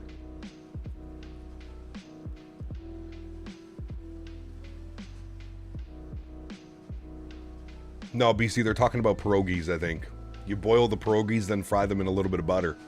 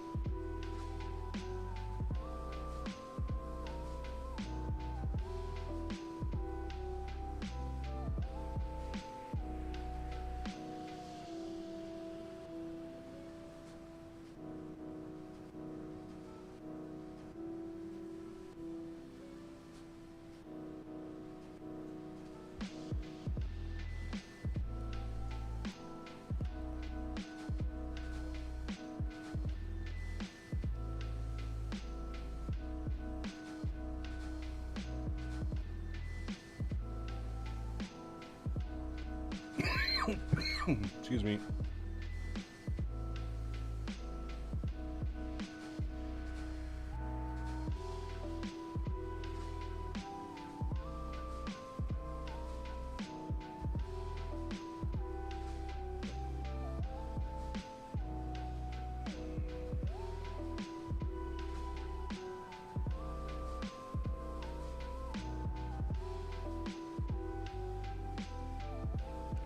Uh-oh, Boeing fan, that's no good. Nope, no pulling upgrades on the SFO to IED. This plane only has like 28 seats in J verse 64 in the 7. Ah, got you. Okay. That makes sense, my friend.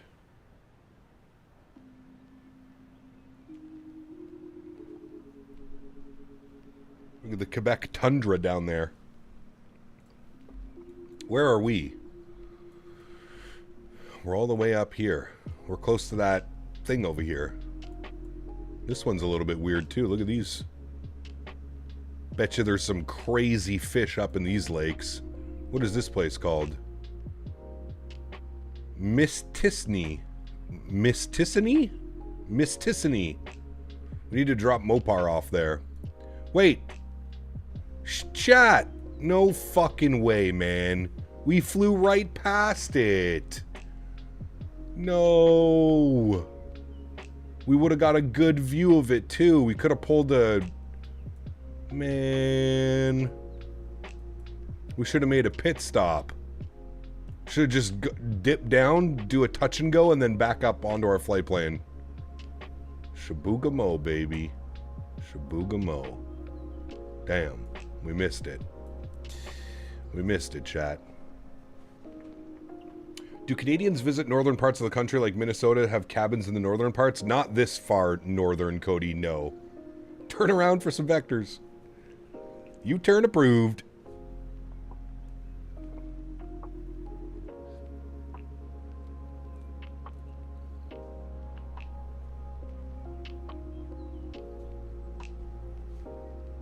We mad now. It's okay, Q400. We fly to Shabooga-mo. As soon as that Q400 drops, we're going to Shabooga-mo, chat. No more messing around.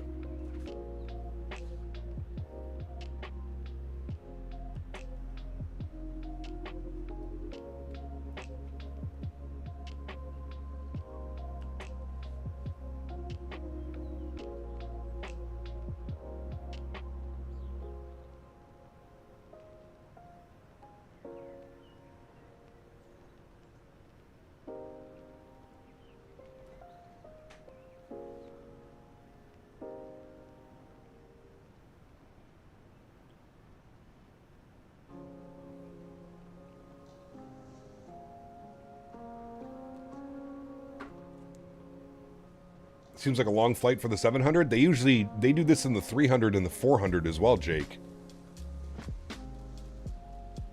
It's a 7-3. It's only a 3-hour flight. It's really nothing. Shabugamo. For many of the cottage slash cabins can even be the south or west of the actual house. Yes. Yes. A lot of them are south, like along the U.S. border, to be honest. If you look at like some of like the most, like Muskoka, if you live in Ontario or Quebec, a lot of them down in Muskoka.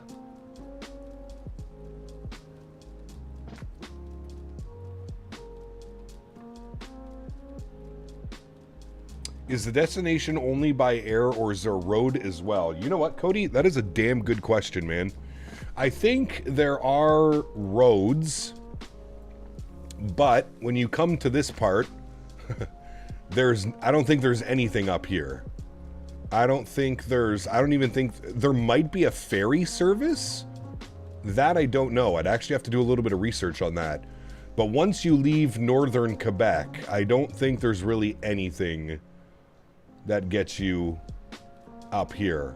Again, there might be, in the summertime, there might be some type of like, I don't know, there might be some type of ferry service or something that pulls up into here. I don't know, man. This is, yeah, as you can tell, we're literally up in the middle of nowhere, dude. Literally up in Nunavut, the middle of nowhere. Like, we're closer to Greenland than we are most other Canadian airports and provinces and stuff. Yeah. How does the fuel loading work with the PMDG 738? Do you add it in the FMC or through the GSX via SimBrief? Melvin, I use the aircraft. I import it through the aircraft. From Google, there is no passenger ferry service to Iqaluit. The city has no roads connecting it to the rest of North America, making air travel the only reliable way to get there. There you go. Mr. Cody Beaver coming in with the wonderful information. There we go.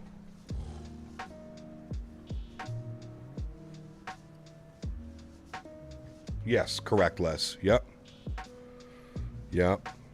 Or, alternatively, Les, there are, if you think about it, there are a lot of cottages like Blue Sea up in Quebec, Maniwaki, all up in that area.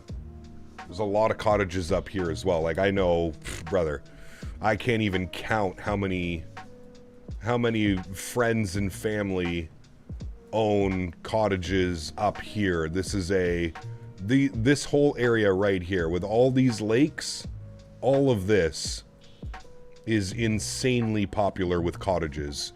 Mont Laurier, Maniwaki, all of this is just all cottages. All of it. Lac Calumet, Blue Sea, it's all cottages. That's where the fiance's family has a cottage. It's over here somewhere, Blue Sea. I think it's this lake right here actually is where the cottage, it's this lake or this lake? I actually think it's this one. I'm pretty sure it's this one. Or it might even be this one.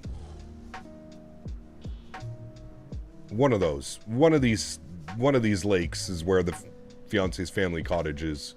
One of those ones. Maniwaki. It's actually First Nation, Maniwaki. The Aboriginals. It's where they sell cigarettes for $10 a carton. You might pull sticks and twigs out of your cigarette, but you don't want to pay the other crazy prices.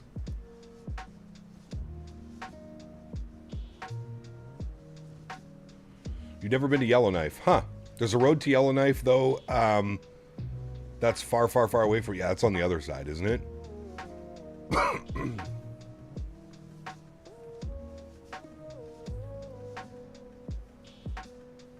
Furthest north I've been is High Level, Alberta. Huh. Well, my little cousin is currently getting type rated on the 737 for Canadian North. So what I need to do is I need to take advantage of him being able to get me free airfare. Because if you look at the airfare for this flight, Canadian North, I'm pretty sure it's thousands of dollars to fly to do this leg. From Ottawa to Iqaluit, I think the cheapest price... Well, hold on. Let's actually look at this together. Let's look at this together, chat. Let's go... Canadian North. Alright, let's go to their website. Let's see how much they would charge. Let's go... We're going to leave YOW. No, not Yellowknife. Okay, they want me to put Ottawa. Alright, so we're going to depart Ottawa, and we're going to Iqaluit. Alright, very good. Let's say we want to go... Let's say we want to go next Friday, the 29th. And let's say we want to stay for the weekend, so we go the 29th, we return on the 31st. One adult. Find flights. Let's see what a round trip costs. Round trip flight costs.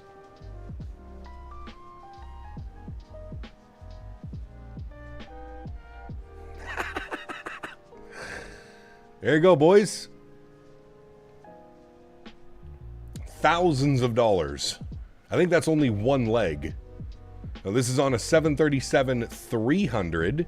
This one's on a 737-700, which we're on right now. And that's actually our flight, 101. That's the exact flight that we're doing. So 1900. That's Saver. One bag, changes for a fee. No changes. Name changes not allowed. Not allowed. Okay, that's fine. We take the cheapest one. I think that... Was that for return as well? Oh, no. That was only one way. Oh, fuck me. That was only one way, chat. And then we'll pretend that we're on the 737-700 on the way back as well. So we'll select that one. Select that one. Round trip flight from Ottawa to Iqaluit. Almost $3,350. Ay, ay, ay, caramba.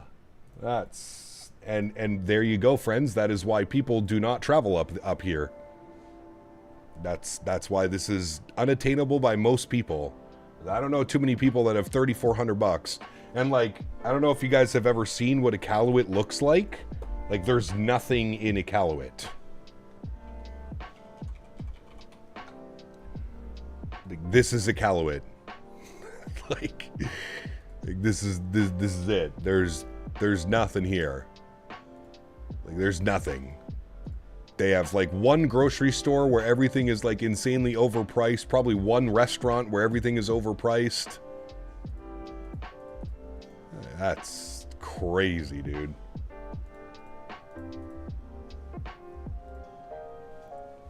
How much would a hotel be? Great question. Let's check that next. Hotels in Iqaluit. How much is this going to cost? The Frobisher Inn. Sure. We want to go from the 29th to the 31st, please. Search dates. What do you got for me? $490 a night. Lowest rate. $500 a night. See all photos. Alright, it's that building. They got a nice little restaurant, probably $150 for a meal. Got a little convention hall. There's the hotel. Show me the bedrooms, please. Okay, yeah. So we're looking at a 2002 hotel room.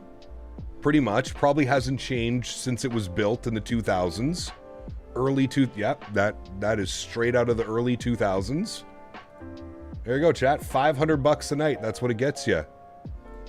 500 bones a night. Oh, this one's even got a little fireplace for you. Get a little frisky by the fireplace. Where's Davis? Davis will pay for us to go, chat. Yeah, I'm pretty sure this is the only... I'm pretty sure this is the only hotel. Oh, wait. 10 best hotels? There's no way. No, I want May 29th to 31st. There's one hotel.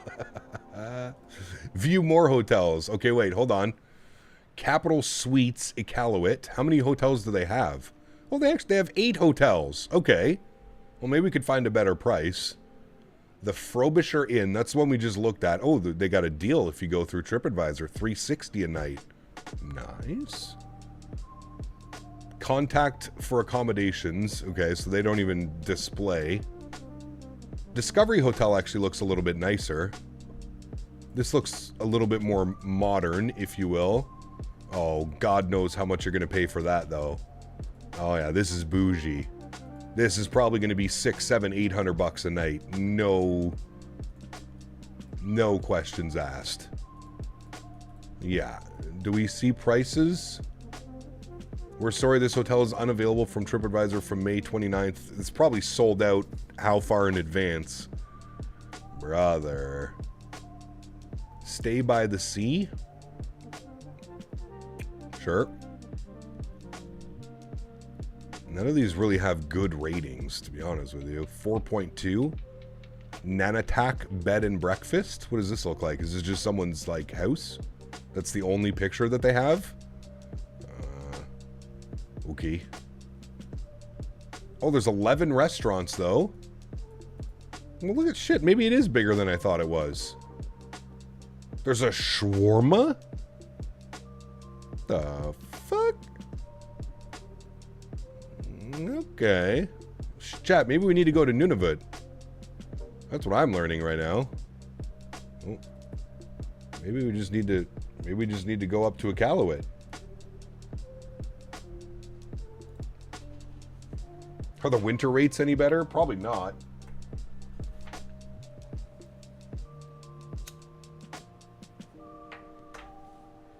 Looks like a great place to host the expo. Nice, CK. Pete Thibs, what's up, my man? Good to see you, brother. Just got back from getting the little guy's passport photos so you can discover the joys of flying. Hey, very nice, my man. Hell yeah, dude. Probably some already asked, but how do you like the new GSX 4.0? It's been good to me, good gaudies. I really like the new UI update. It definitely feels like a $30, $40 add-on now. If that scares you, don't look up the Airbnb rates. Oh, I can only imagine. Yeah. Is there a Waffle House or a Buc-ee's? No. If you book on Canadian North in advance, it's about $700 each leg, which is still pricey as hell. Damn. So like a couple months in advance, Beaver, is what you're saying? It obviously gets a little bit cheaper.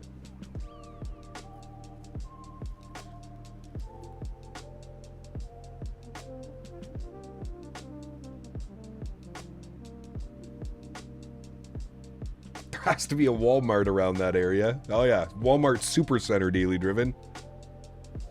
Walmart Supercenter Iqaluit.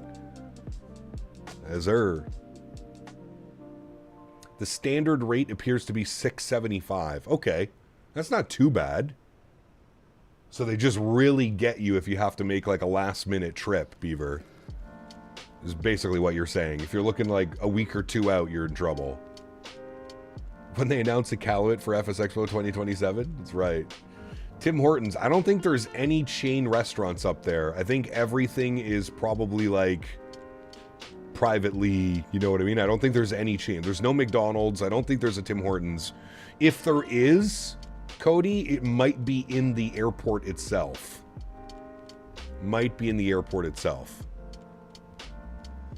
What's for next week? We're going to fly the 777. 777 next week. Cargo and passengers.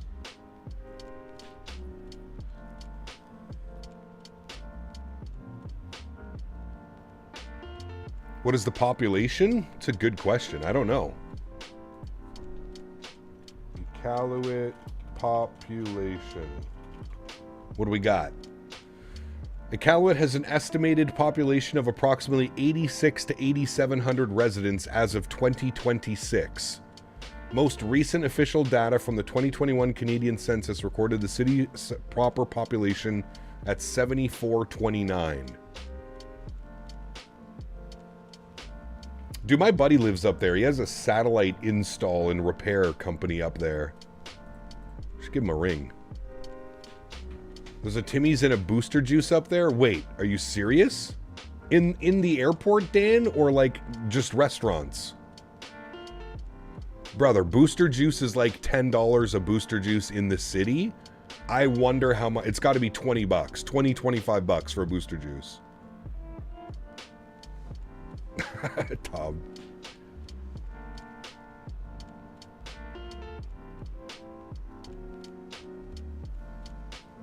Nice, daily driven.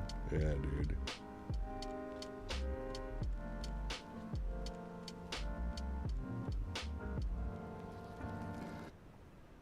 I thought McDonald's was set up in Antarctica at this point. I mean, listen, it wouldn't surprise me, but... There's also a KFC, although I wonder if they raised their chickens for it. Damn, I had no clue, Dan. There is a Tim Hortons and a KFC and a Booster Juice. I'm honestly shocked right now. Shocked.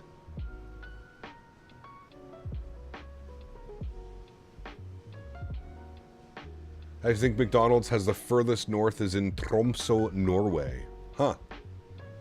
Norwegian McDonald's. I've heard it hits different. If I'm honest with you, the McDonald's that we had in the Netherlands was completely different to the McDonald's we have in North America. I also didn't feel like a bag of shit after I ate the McDonald's in the Netherlands, like I would if I ate McDonald's here.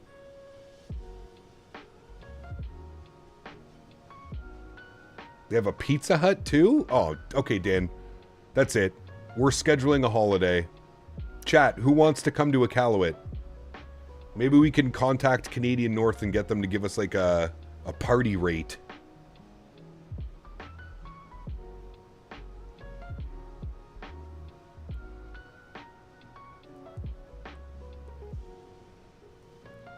Center gas depleted.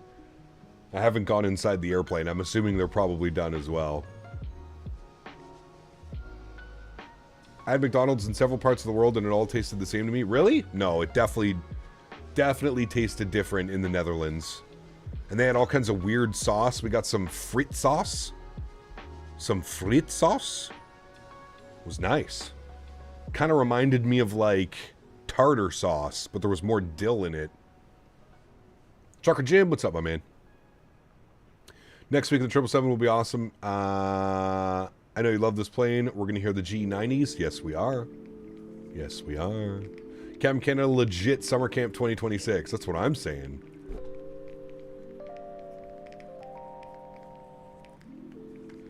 Yeah, Dan, in the wintertime, snowmobile delivery. In the summertime, quad. You can get on your 4x4. Ripping around town with your Uber Eats bag on the back of your ATV.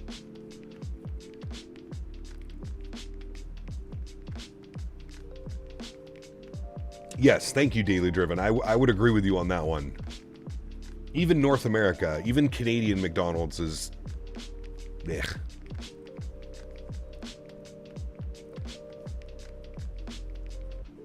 We lived in the north, the KFC and the Pizza Hut were part of the grocery store. Lots of big crunch sandwiches were had. Ooh, hairy.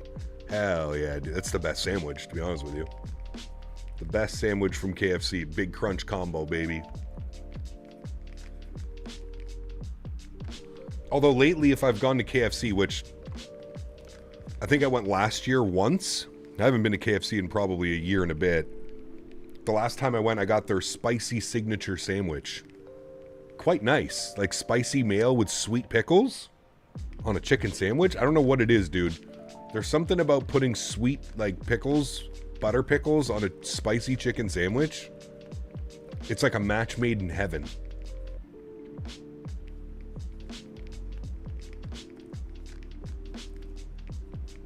Are you an A&W fan? I mean, Canadian A&W. A&W apparently everywhere else in the world, well, in the US, is trash. A&W in Canada is pretty damn good. I mean, I would be choosing that over McDonald's most days. KFC in Eastern Europe is way too spicy, is it? Uber shows up with a dog sled. I mean, I wouldn't put it past them, Tom. 350 needs some love. It's been over 5 weeks since you flew it. We did the 777 just a few weeks ago. Yeah, but it's so hard, Andy, to fly the 350. That's the problem with it. It's so hard to find, like, I mean, I guess we could go over to Asia. We could go to Japan, but the 350 was going to be the following week, Andy. Don't trust me. Don't worry. I haven't forgot about the 350. The following week after the 777 was supposed to be, well, is going to be, I want to try the default 330 because I was very impressed with how the Beluga flew when we flew it last week, I think it was. And somebody was saying that the same update that's on the Beluga is also applied to the other default A330. And there's a sound pack now for the AnyBuilds A330, or the default A330, whatever you want to call it. So that was going to be the following week. So 777 next week, cargo and passenger, and then we're going to jump in the 330, 350 the following week. And then I'm gone for FS Expo.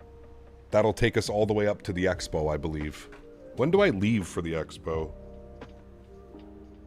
Isn't it like 2 weeks? Just over 2 weeks?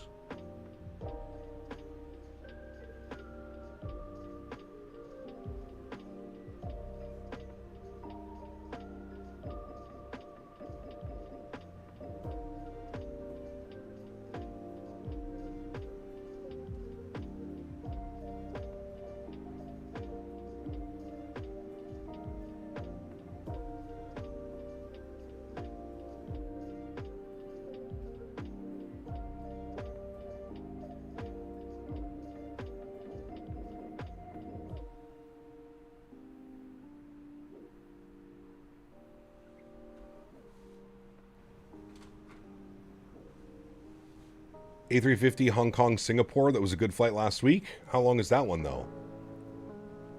Don't want to get any 340s? Ah. Thing's a dinosaur, man. It's a relic. It's on its last leg. I don't know. I'm just, the 340 doesn't do it for me. The sound pal looks promising? It does. Definitely, yeah. Oh, that's right, Les. You literally arrived like a minute before me or after me, right, Les? Well, you're supposed to, but you're flying through Chicago O'Hare. You're definitely going to be delayed, sir. Ain't no way your flight from Chicago departs on time to Minneapolis. And if it does depart on time, you'll spend an hour, 20 minutes taxiing around Chicago O'Hare. Yes, 18 days, Les. That's kind of scary. 18 days we leave. My goodness. According to Google, the hottest month of the year in Iqaluit is July, with averaging a high of 53 Fahrenheit and a low of 41. That's not very warm at all. No. No, it is not.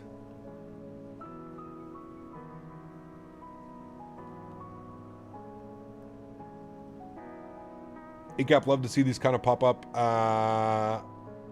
These kind of ops you don't see very often. I agree, man. I agree. Oddly enough, this is only like the second or third time we've ever flown this flight. Captain Gator. It is a good one, though. It's a lot of fun. Not really much to look at. A lot of rock up here. A lot of rock and open water.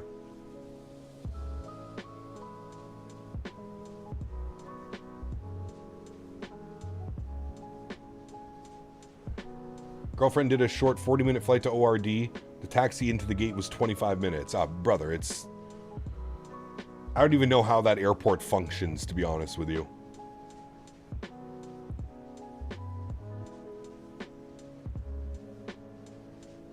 Got a nice long flight tomorrow, Athens to Toronto. Sheesh. Surprisingly, the booster juice seems to cost the same as down south. Really? Interesting. Huh. They must get a crazy deal shipping things in then. Yeah, it's the construction, it's the sheer size of the airport and the traffic volume. It's nuts.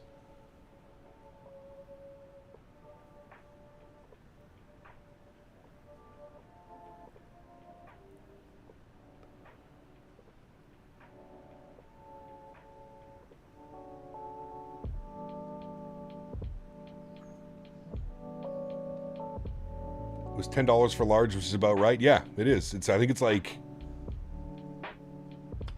8 something here, plus tax. I'm flying 14 and a half hours from Sao Paulo to Doha. Sheesh. I love how Aiden always shows up right after we spend 5 minutes talking about what airplane we're flying next week. I don't know. You must have like the most uncanny luck, Aiden. We've literally been speaking about it for like the last 5 minutes, what we're doing for next week, and then Aiden pops in. What airplane are you flying next week? I swear at this point, he's doing it on purpose. He has to be. There's no way we've done this like 15 times now, Aiden. There is no way, man. We're in the 777 next week. 777 next week, and then following week we're going to do heavy Airbus. So Airbus default A330 and A350 the following week.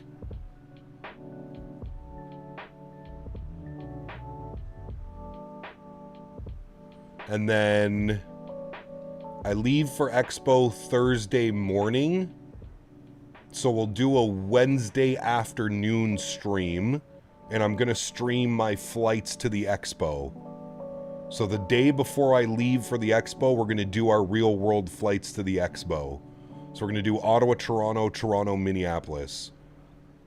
We'll do that on Wednesday, and then there will be no Wednesday evening stream because I need to go drop Henry off out at the farm and have dinner with the fiance, and then back home. And then I got to leave my house at 5:30 in the morning, Thursday morning. Ugh. 5:30 a.m. should get me to the airport for 6 a.m. for my 7 a.m. flight. Yeah.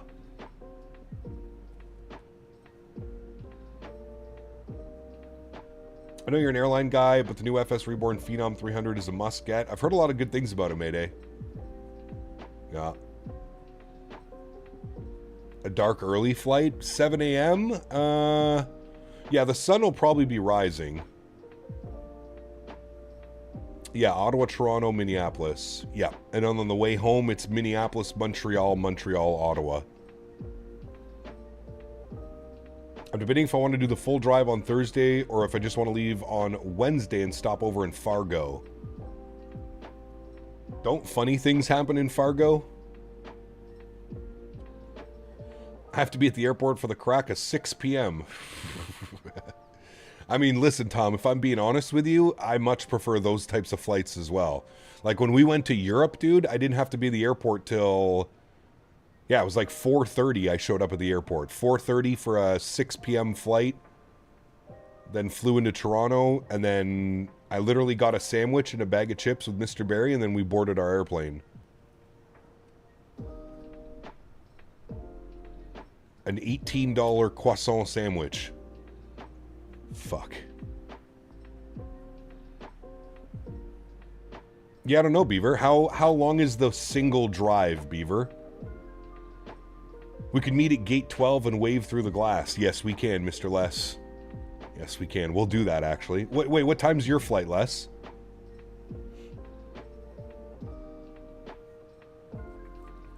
Most of the time, the brokers I work with try and steer clients from ORD to Midway. It's less time involved. ORD could be an adventure just taxiing. Correct. Yes. Wait, your flight's at 6:25 a.m.? Oh my goodness. Mine's at 7. I should be in the... No, you'll probably be boarding. Listen, Les. The last, like, year or two, I have fully taken advantage of this Nexus card. I would be lying to you if I said I didn't show up at the airport, like, 30 to 45 minutes before my flight. I know sometimes I'm, you know, times it's dangerous. But, like... Dude, there's nothing worse than sitting in those uncomfortable chairs at the airport, waiting for the anticipation to get on the airplane. I much prefer showing up, getting through security in 2 minutes because of the Nexus card, and then standing for 5 minutes and then they call boarding. That's the ideal situation. It's a 7 to 8 hour drive? I would just leave early Thursday morning, Beaver. Get some food on the way. That's what I would do, but hey, I'm just me. That's why I got the lounge, all you can eat and drink. True. I actually think I do I have to check my Amex card, Andy. What card do you have it on, Andy, that lets you into the... I think my Amex card comes with, like, 5 or 7 entries into the lounges, I think? I have to check it.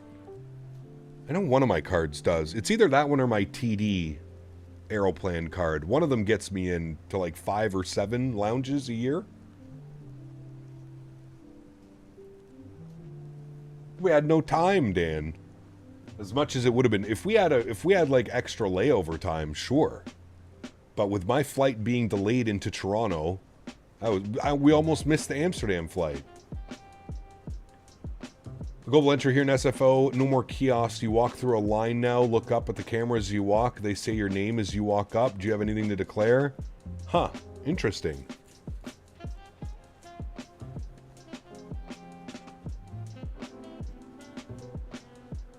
It's okay, whips out card. I have a Nexus card. Dude, it's so good. Especially those early morning flights out of Ottawa. I swear that's the only time Ottawa is busy, is those early morning flights, because everybody's going to Montreal or Toronto to catch their connecting flight to go wherever. It's the only time Ottawa is busy, is those early morning flights. So that's where having your Nexus card comes in so key. And of course, skipping all of the lines and the queues when going through US Customs in Toronto. First non-kiosk. Yeah, I feel like we're gonna be on kiosks for a while less up here. But I believe they were also moving over to that in Amsterdam when we were there less. I think in like October they're switching over to that system. I think they were saying on my boarding pass, it was saying something like that.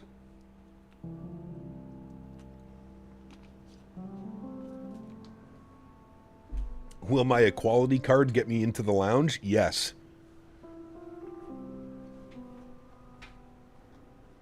Depends on what equality you're claiming.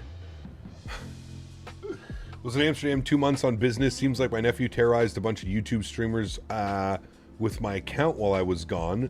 Sorry if that includes you. Yes, actually. Yes, now that you mention it, Biscoff, somebody has been on your account and been putting all kinds of weird messages. Not really making much sense, but... Yes. Lots of trolling messages. I believe you've been timed out once or twice. It is still a little big brother that they have you identified in like 10 seconds? Of course. It's kind of scary, isn't it? Don't forget your emotional support trout. Dude, part of me wants to get Henry to do all that training so I can just bring Henry with me every time I go to like FS Expo or World Flight. Just bring Hanky. YouTube Premium does not get me into a lounge. We need the YouTube lounge at all the airports.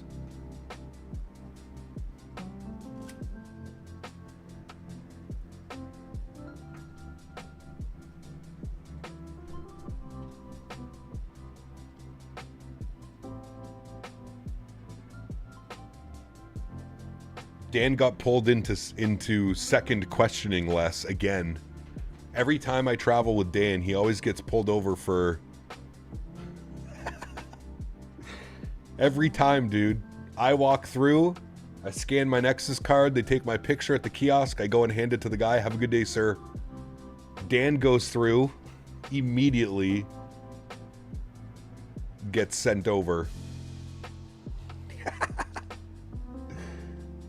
No Google Lounge here, but there are robot arm coffee machines. Jesus.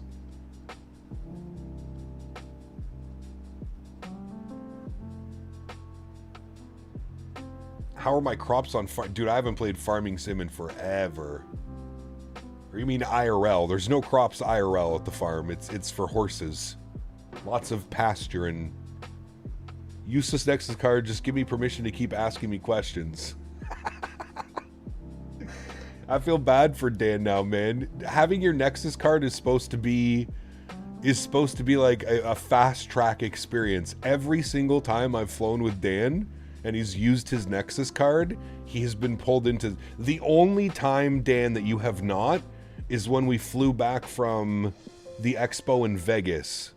Remember, we did Vegas, Calgary, and then you went Calgary, Edmonton, I went Calgary, Ottawa. But coming home, that was the only time we didn't, you didn't get pulled into secondary that we've traveled together. I'm telling you, Dan, they're pulling you into secondary because... Oh, what the hell? Dude, look at this picture Dan sent me. Chat. It's a convenience store that also has a Pizza Hut KFC attached to it. No shot. That's actually kind of cool.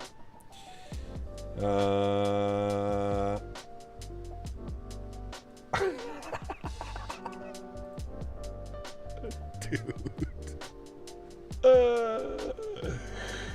Oh, man.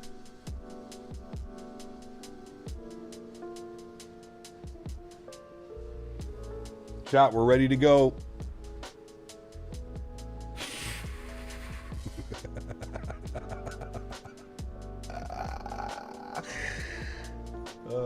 Dude.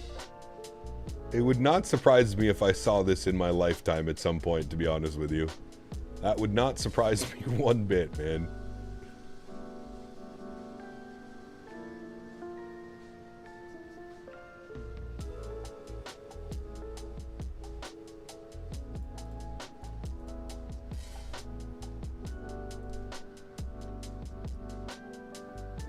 About 50 minutes till top of descent, chat. 50 minutes, just under an hour. I sent you another picture. Look at the Google Street View shadow.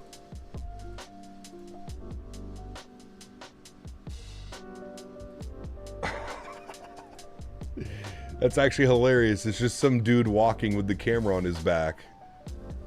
That's too funny. Nice, dude. Well, you can't get a car up there. They even have rental cars, about $700 a day for a rental. Luke's 36 months is 3 years. Glad to support such a long time. Huge no floaties to you, Mr. Luke. Thank you for 3 years of premium economy membership. Very much appreciated, Luke. Guys, let's get some love and chat for Luke celebrating 3 years getting his new badge. Thank you, my man. Rental horses? No, probably ATVs. Have a good night, Boeing fan. I will see you on Wednesday in the 777.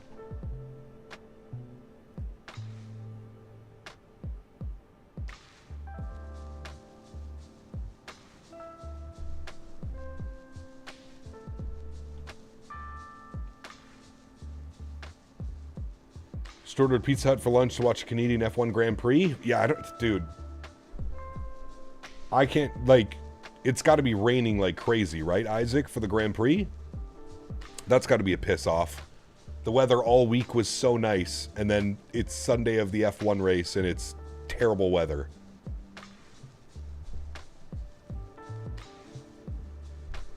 That's not surprising, Dan.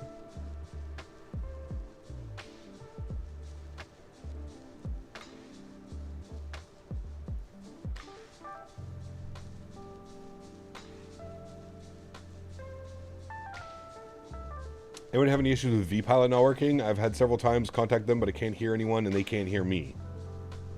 Did you make sure that your settings didn't get reset, RTR? Your input and output options in the settings? Yeah, it's going to pour rain in Montreal all day today.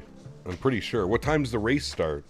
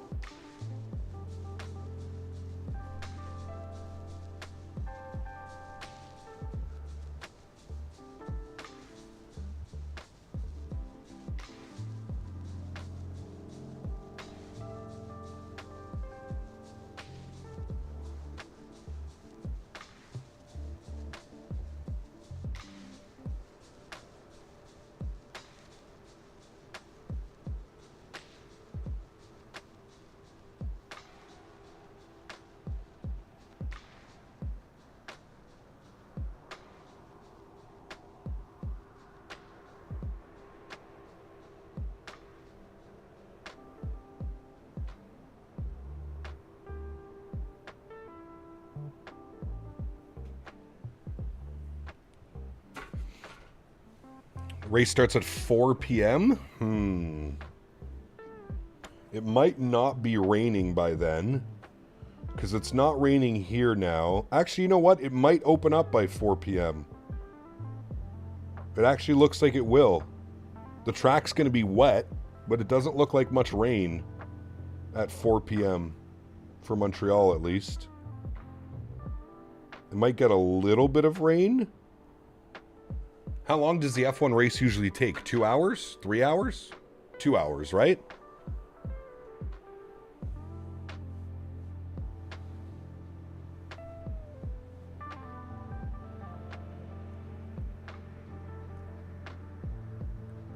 Yeah, the mist from the track. Yeah. I thought they had tools and stuff to, like, dry the tracks off. Is that a thing, or am I just going crazy? About an hour and 30 in 71 laps. Okay. Yeah, Moose, I just saw that, man. I just responded to you, actually. It's all good, man.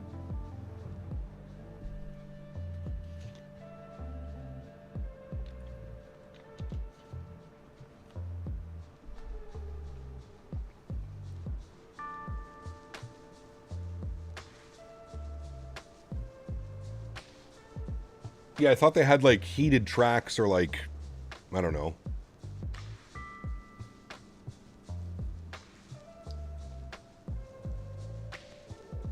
I feel like they're brave having it in Montreal in May. The weather here is so unpredictable, man. Could be cold as hell one day. I mean, at least the weather is a little bit chilly today. So that'll probably help, maybe. Last time I went to the race here in Brazil, it rained a lot and the race was suspended for 30 minutes. Huh. Yeah, they drive in anything though, don't they? Like the F1? They do like full rain and...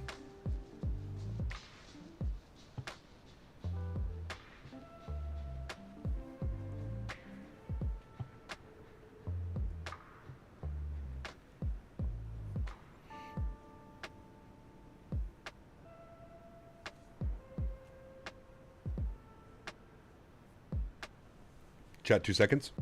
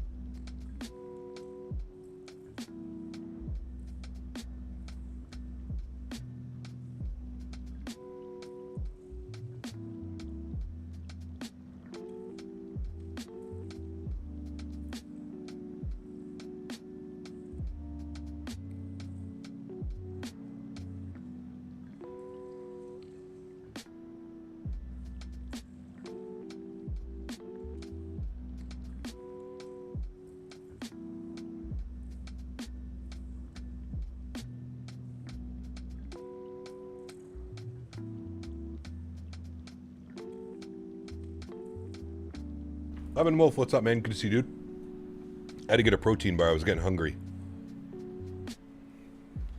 And I said hi to Henry.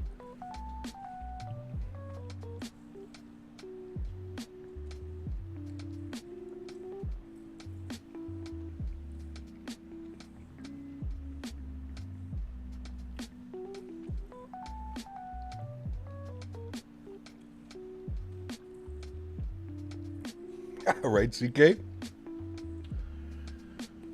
That might destroy the concrete, though. V1 and Jeff are doing a stream together doing some firefighting ops. Wow.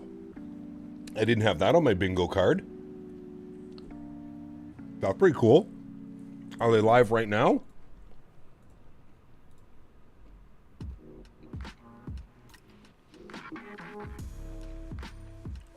Yeah, they are live.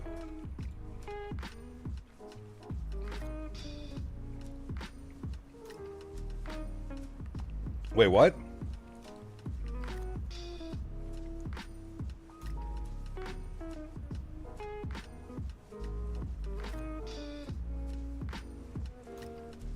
But V1's in a helicopter. They're not together.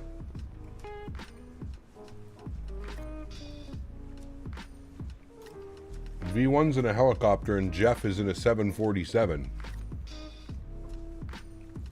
Yeah. I didn't have that on my 2026 bingo card.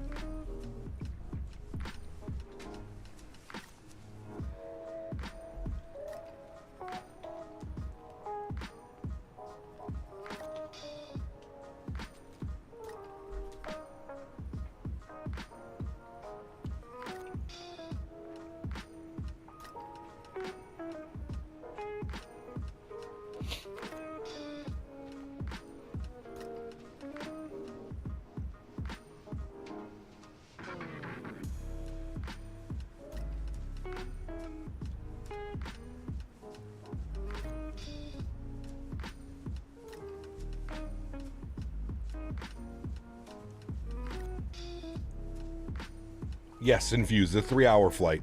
Yeah. Just the one leg today, my friend.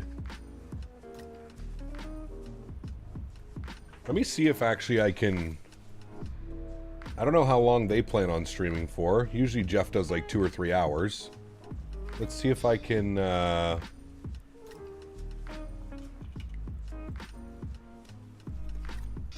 wait, what channel is he on? He's on his other channel.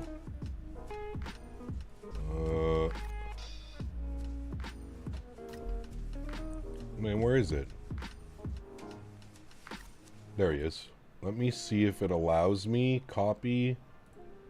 Let me see if I can send people this way.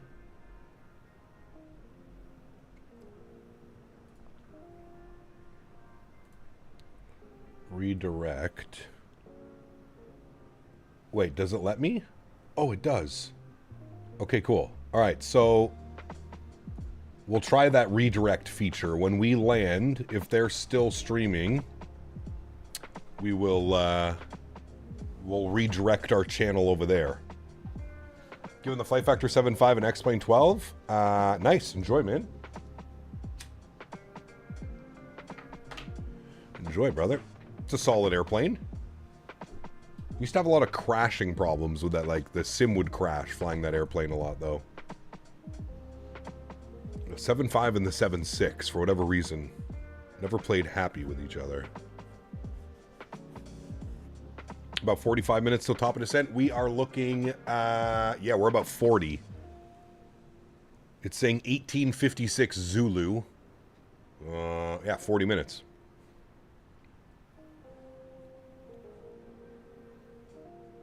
Getting the Bluebird 7.6? Oh, absolutely.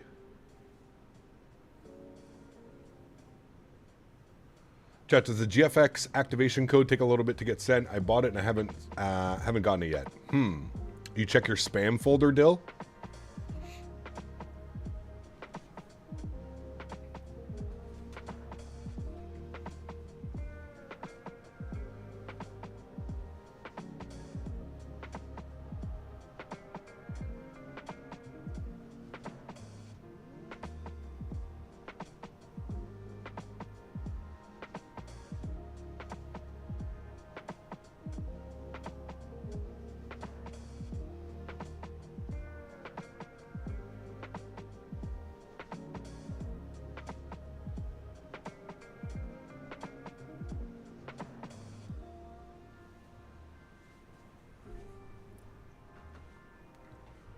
Sitting outside getting some sun with all the scud cleared out, watching ORD departures.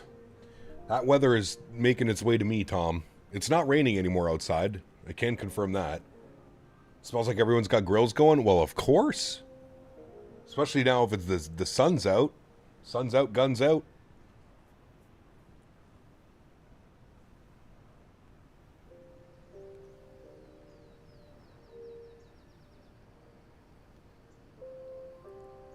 Weird, Dill. Are you in their Discord, Dill? Maybe ask them in their Discord? Takes longer than normal or something?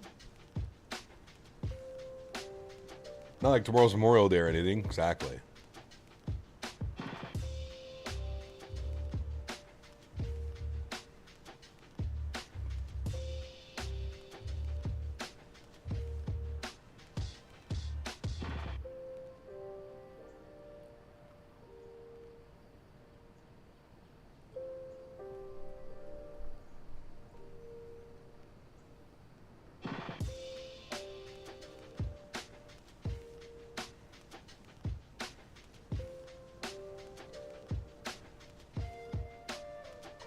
Ah, got you, Dill. Yeah. No, I haven't bought it yet, man.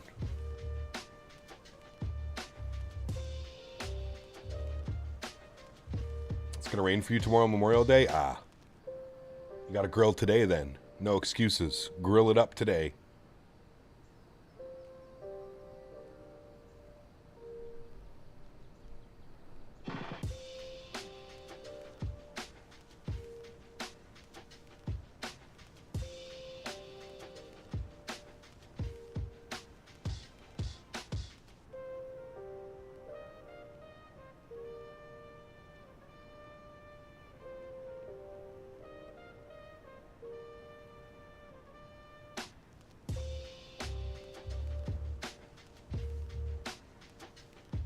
Korean 777 departing. You like the new paint? Ooh, fancy.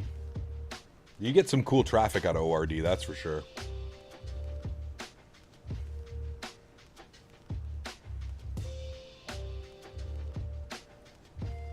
Ah, there you go, Dill. Less Pepsi can-ish? Yes, that's right. Correct. They had the Pepsi can forever, didn't they, man? How long did they use that livery?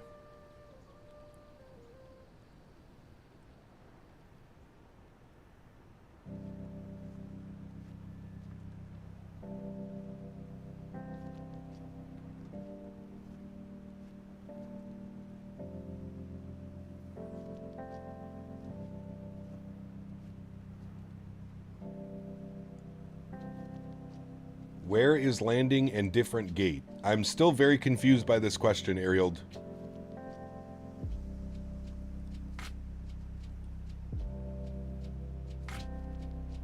Landing is probably in 1 hour. And I don't know what gate we're going to be at yet. Whatever gate is available.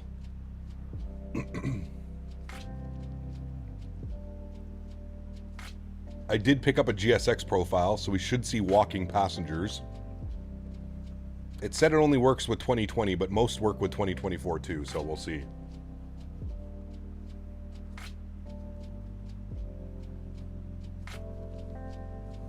What's the weather supposed to be tomorrow? Let me see if I can grill tomorrow.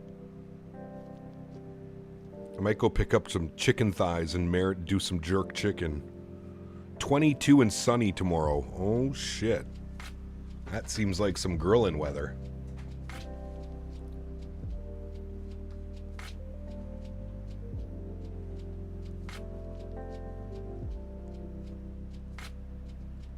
Jay, what's up, my man? Good to see you, brother. Hey, man, we're like 2.5 weeks away. When are you flying in, Jay? Friday or Thursday? I feel like I've already asked you this anyways. Thursday or Friday? Tyler, what's up, man?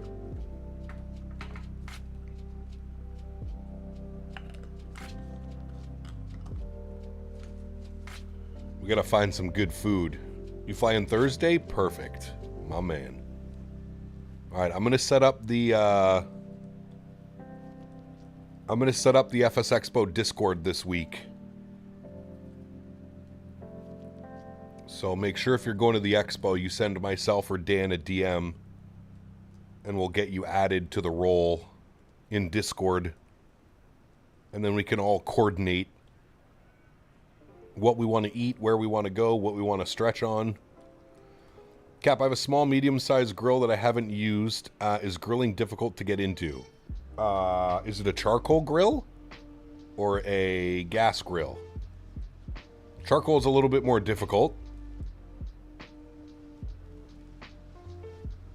But get yourself a nice thermometer. Get yourself a nice meat thermometer. One of those instant reading ones you can get on Amazon for like 20 bucks. That will save your life. Easy to get into, hard to master. There you go.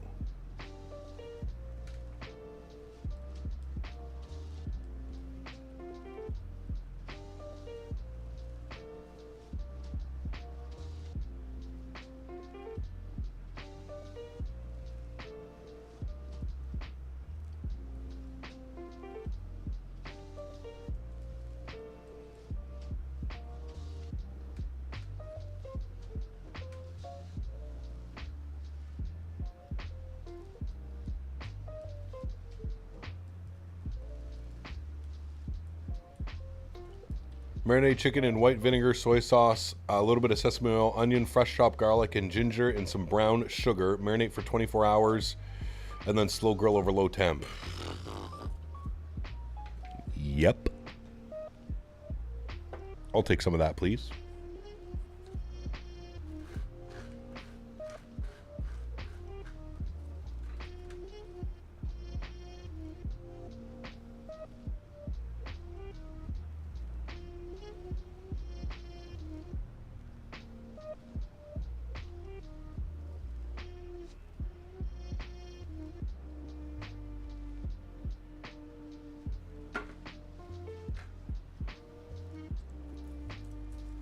Charcoal tastes better? Charcoal's good.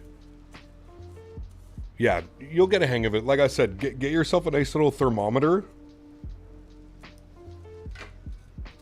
And any grilling is easy with a thermometer, if I'm being honest. Hope Expo comes West Coast next year. I want to hang out. That'd be awesome, Jake. Yeah.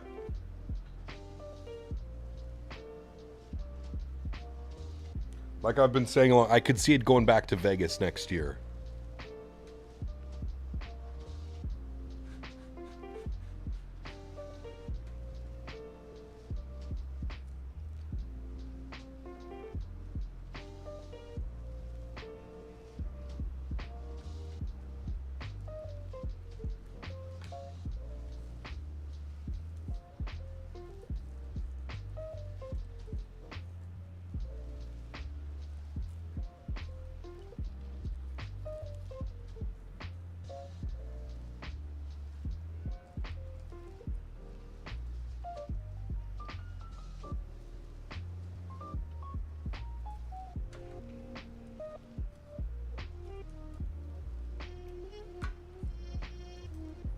Love to see ORD. I think it's too expensive, man.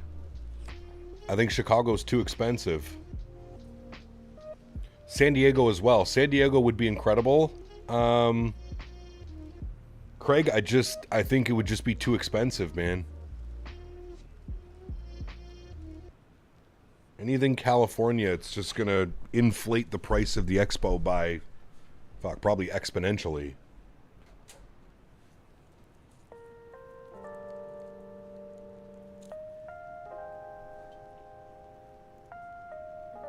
New channel, Grilling with Cap. I don't grill that much, to be honest with you. Maybe once a week? Once every 2 weeks? Do you ever see the expo coming to Sacramento? I don't know. I don't know. Seattle would be cool. Yeah. Seattle would be badass. I could see if they go like full West Coast, I could see Seattle being an option.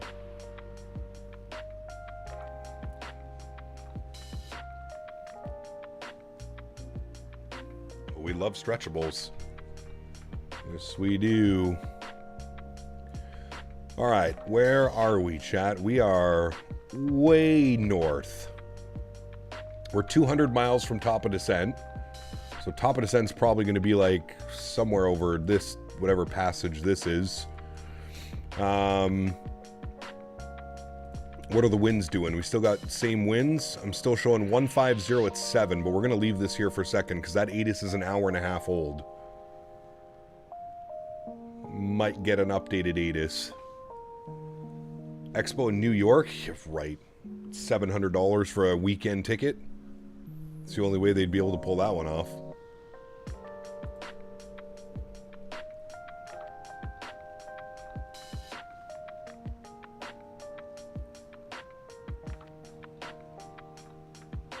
Oh, we'd have some fun, Jake. I could see Atlanta being... I could see them going back down to Orlando as well.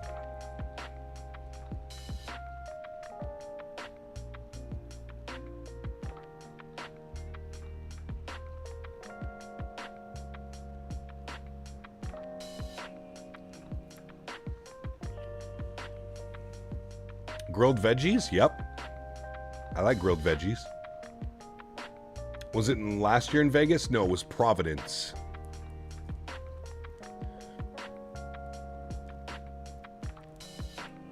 Last year was Providence, Rhode Island.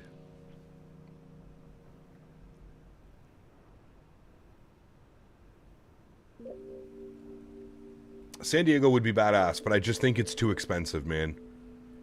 I just think it's too expensive to do San Diego.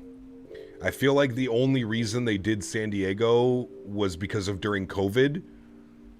They got a really good rate for the venue and the hotels and stuff like that, and it was still expensive. But that's the only reason I think it was ever held in San Diego originally, was because it was during COVID. The othermost flight I did IRL was to Murmansk, Russia. It was a fun experience being there. That's where I started watching your streams back in 2018. Damn, Isaac, that's cool, man. That is cool.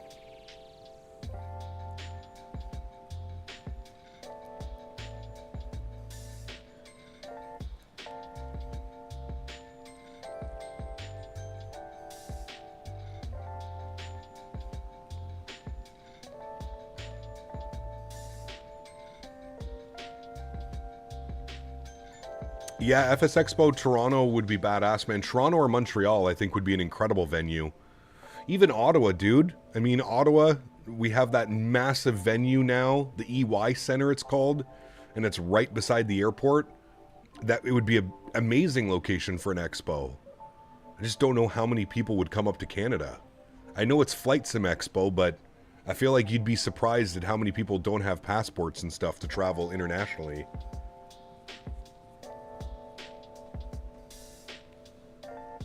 Providence was okay, Craig.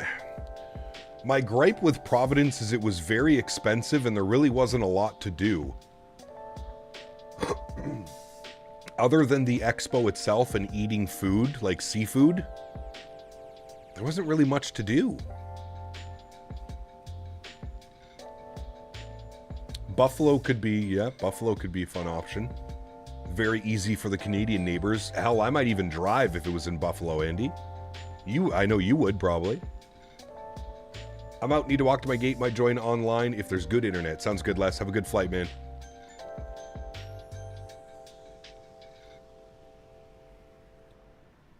Boston would be cool, but yeah, too expensive. Boston, New York, any of those cities would just be so expensive, man.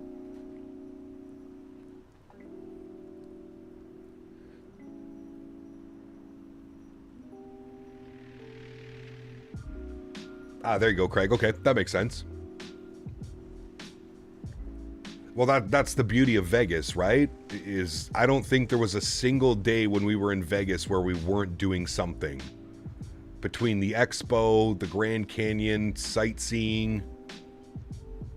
I don't think there was a single night. Actually, maybe one of the nights when we were sick. Saturday or Sunday night, but...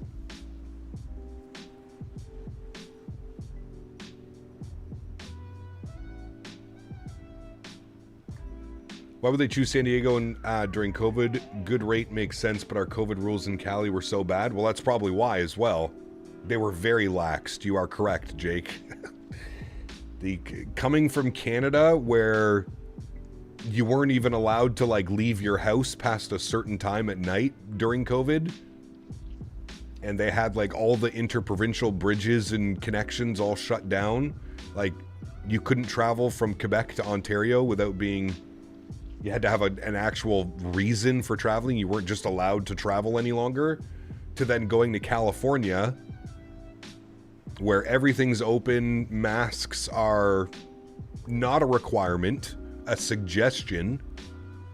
Yeah, it was crazy, dude.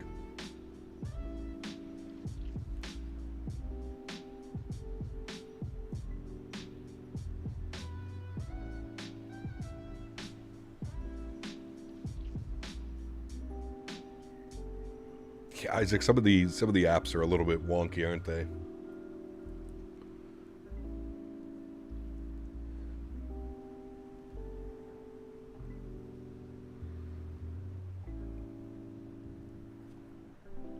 Yeah, it'd be cool to me to see like how they choose where they're posting their expos and stuff like that. That could be really cool.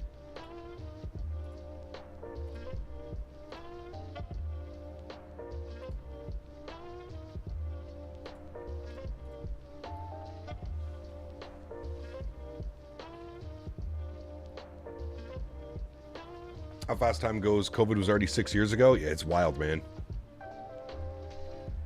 It is wild, dude. I remember, Dan, I don't know if you remember this. We were in Toronto.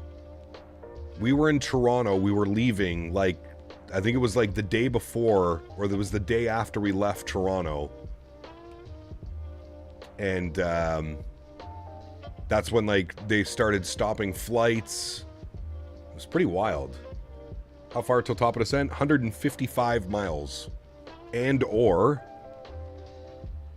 20 minutes.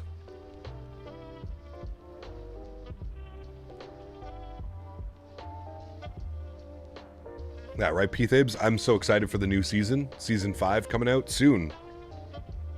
First week of June, I think?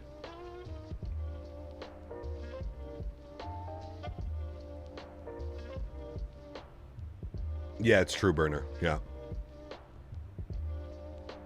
Could be space available at a certain date. Overall cost to be able to get into the show to turn a bit of a profit. For sure. Absolutely, Paul. Especially with how long it's been going on now. Yeah.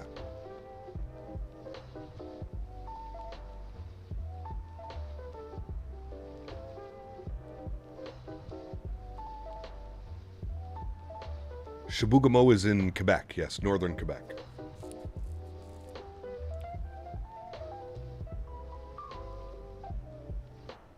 It's very peaceful flying up here, George. It's literally nothing but terrain. There's no cities, there's no nothing. If you fly by a city or you see an airport, you're like, wow. There's nothing, man. And as you can see, we're back up here into the snowy land. You think the fiance would mind if you hosted an expo at the farm? Yeah. Let me ask her real quick. See how that one goes. Logan, yes, just one flight today, man.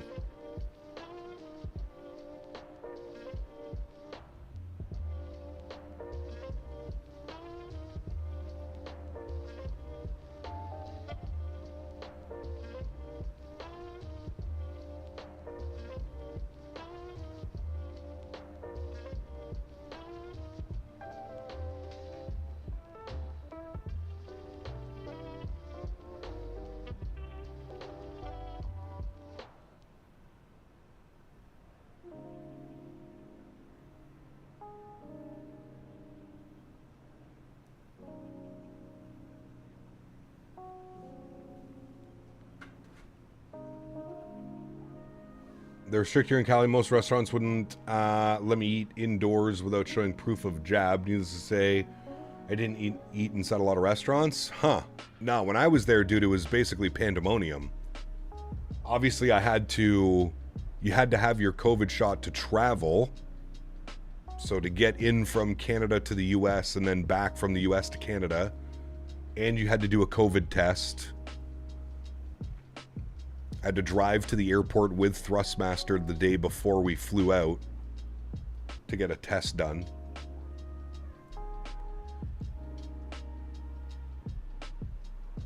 Tony, have a good day, my man. Thanks for hanging out, dude. We'll see you on Wednesday back in the 777.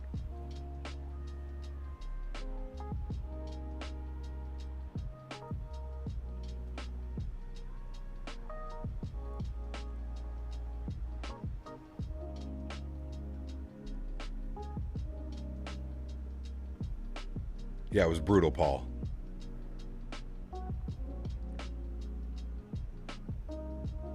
Everything has gone smoothly today. No audio issues. No USB issues. Everything was beautiful.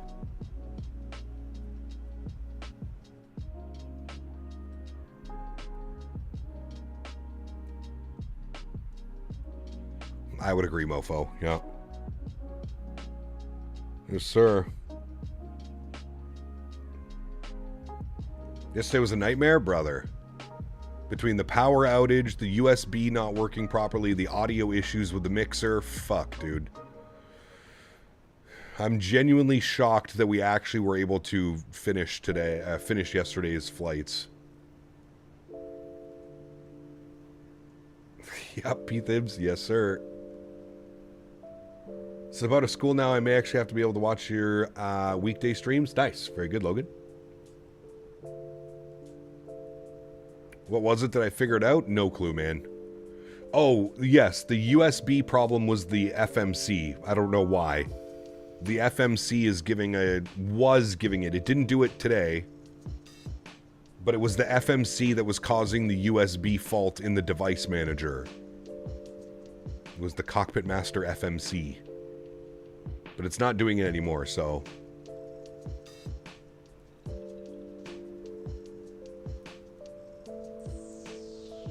I mean, it was your fault, Dan, whether you want to agree with it or not. I cannot be blamed for these things. So, I still firmly believe that it was Dan making me update drivers that caused the problem in the first place.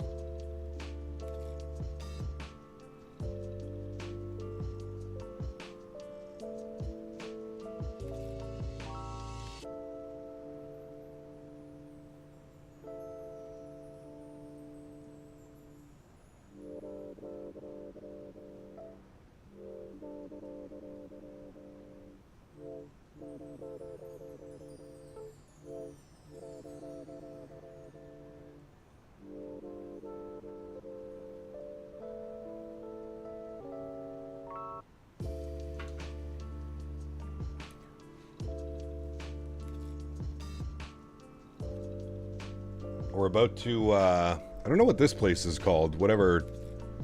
We're about to be there. Whatever this is.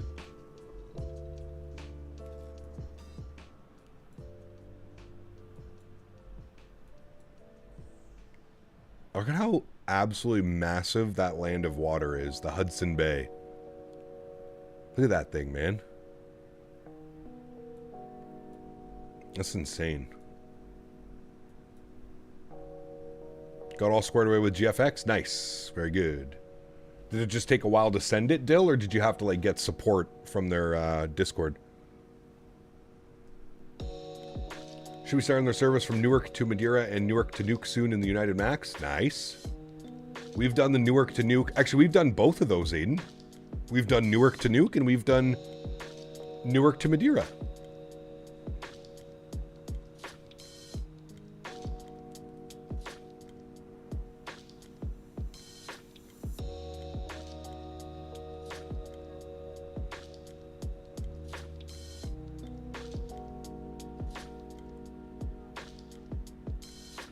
Did you say land of what?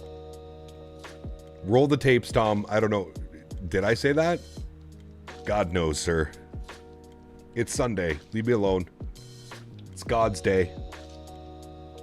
Can't make fun of me today.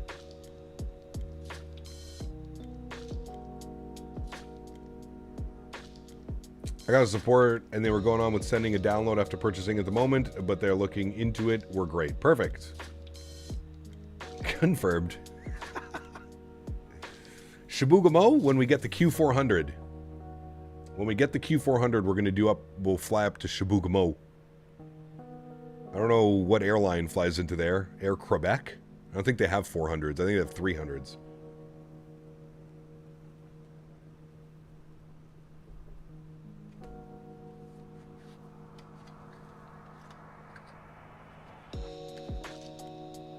Had to rewind just to make sure I heard it right.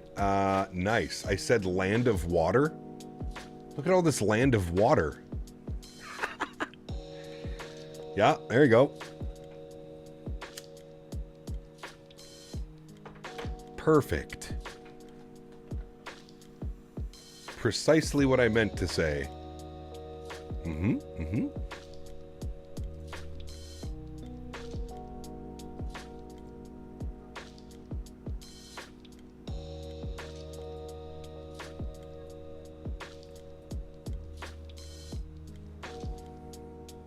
I'm reading that the ATR and the E-Jets are getting replaced by the 319 for United and American Airlines. I don't think United or American Airlines fly an ATR right now.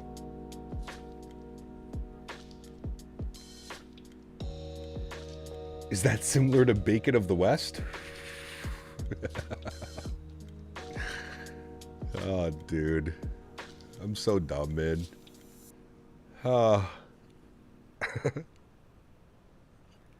You know you're stupid when that's like the highlight of your trip. is being in the backyard with Mopar, dude, and laughing uncontrollably until you're crying because of something stupid that you said. My flight plan block fuel says 5.2. When I use set fuel in the 737 FMC, it gives me 11.6. Sounds like your FMC is in in pounds, not kilograms. So it sounds like SimBrief is using kilograms and the airplane is using pounds. Although I thought for sure they switched over.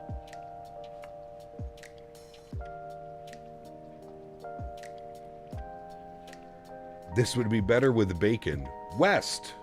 We're facing west. Is Mopar going to the expo? I think he's going for the last day, Dan.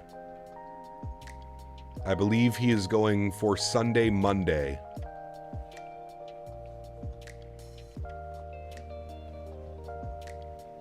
I think. But I don't know yet. I really don't know. I don't think he has confirmed nor denied. Cap, what's the weather like here? Because we've got a heat wave in the UK. Outrageous. We have no ACs in the houses. It's pretty cool here still. We had a crazy heat wave last week. It got up to 35 C 2 days in a row.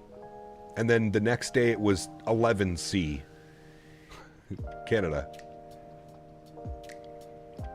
Ah, yes, there you go, Paul. The RJs, yeah. I don't know if they can do that, though, Paul, because of the... There's like a whole agreement with like the pilot unions. I forget what it is. There's like a certain number of seats, and that's why the Embraer E2 hasn't done very well in the market, because it's too big. It has too many seats to be considered a regional jet. Something weird.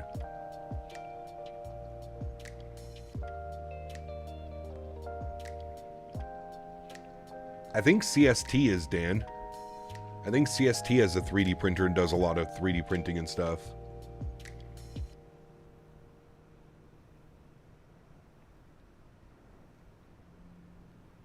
Yeah, Paul, it's something about like there can only be like 70 something seats or something like that, 76 or 78 seats for it to be considered a regional. It's something weird, and then I don't know, dude, there's some rule or something that applies to it.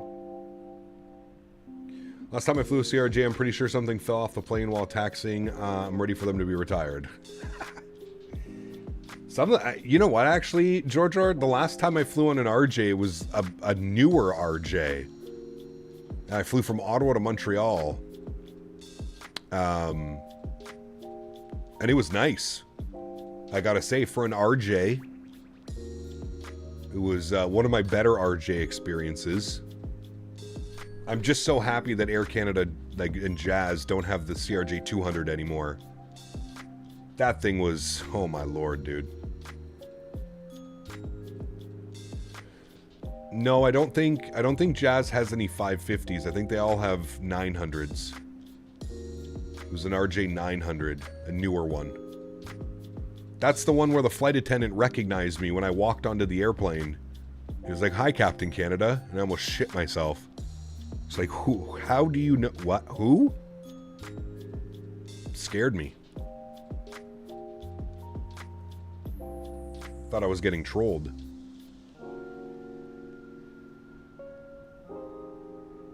You're good, Melvin. You know how I know, Melvin? Because I've been there, done that. So I know from experience.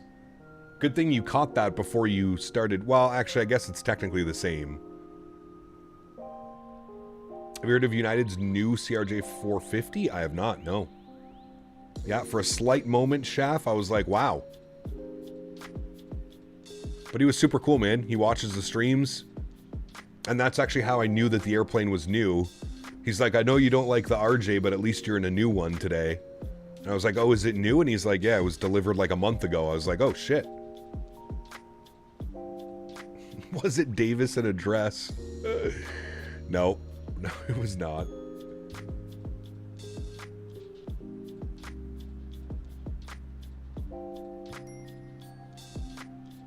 You can tell your parents you made it? Brother. I've been doing this for 10 years, Shaft. My mom still thinks I'm on the corner selling weed, I'm pretty sure.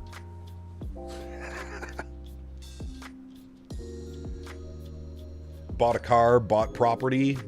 You don't have a real job. All right. Sure enough. Just on the corner. It's a premium RJ200, but they're calling it a 450? Interesting. What'd they do? They take out some... How many seats are in it? Took the 7-3 into Burbank last night. Can't stand how the runway slopes right at the touchdown zone. It's like, oh, but... Yep, and then smash. Yes, sir. Is it like that IRL, Tom?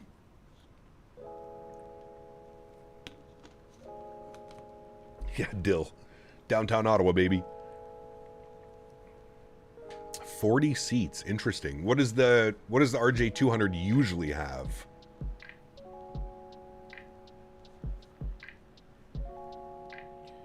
If you think you had a cabin crew fan, just think he probably went to his significant other and glazed over you being on the flight. I don't know. I don't think about that. Probably not.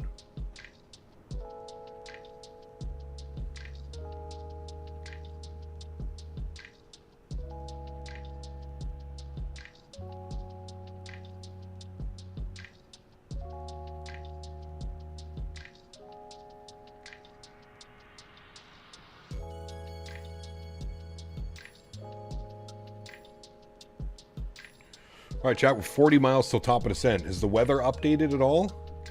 52 minutes ago, winds are still 150 at 7, 30 miles, few at 38, scattered at 13, broken at 25. Good. So, what we can do... Let me just see. Who's that Air Canada in front? Mr. Air Canada. Luca, are you still here? Oh, who's this guy? Arctic 119. He's way out there in front of us. Shit, look at us. Oh man, this is badass. 6 of us flying into Iqaluit. It's probably the most traffic they've ever seen up into Iqaluit. We got some big boys flying. What's this? A380? München to LA. Oof. What's this guy doing? Heathrow to Vancouver. Speedbird. Where's this guy going? Montreal to LEMD, Madrid. Wow. Man, look at VATSIM popping today, chat. Look at this Sunday, Memorial Day weekend, baby. We're popping.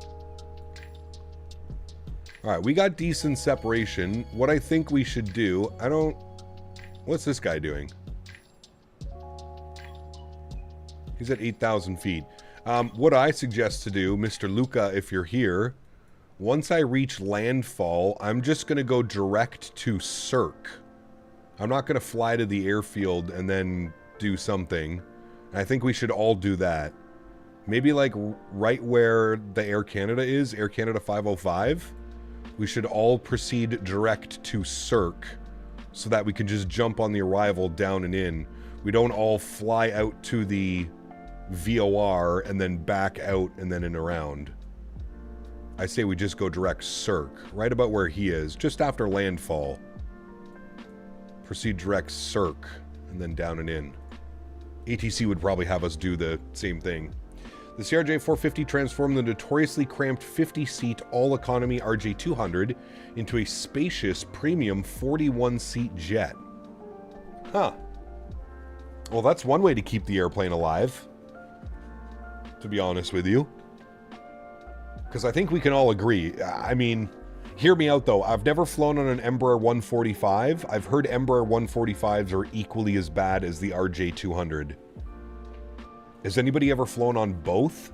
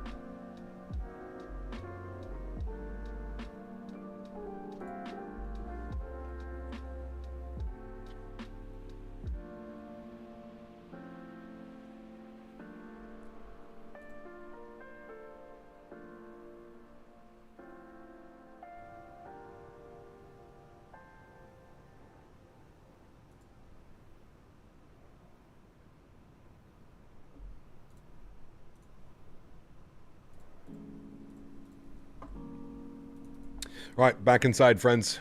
It is time. Let's get those off. Good. What do we need to be at Cirque for? 2,800 is recommended. So we'll go 2,800. I guess that's what we're going down to. We are 10 miles from descent.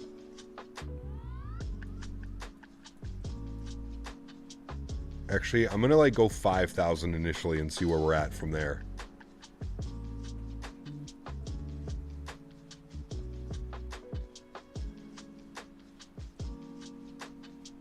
SimBrief decided to give me a cost index of 6 for my Midway to Vegas flight today. Just pretend that you saw 36. That's what I do. Oh, low cost index? Sure, let me just put a 3 or a 4 in front of that first number. Alright, let's get auto brake set, position tree. How long of a runway are we working with here today, chat? 8,600 feet. We want to roll all the way down to Charlie or Delta anyways, because then we go in this way. So, perfect. 8,600 feet is very good. Yeah, Mr. Air Canada 08 did a good job. He understood the assignment. This guy should be down. He's at 3,800 feet. He should be making a left downwind, so should have no conflicts. We're actually looking pretty good. In my descent, guys, I have 200 and... Hold on, let me do Mach 0.78 / 290. So I've got 290 on my descent. 290 knots. If the rest of you guys do like 285 or 280, we probably should be pretty good.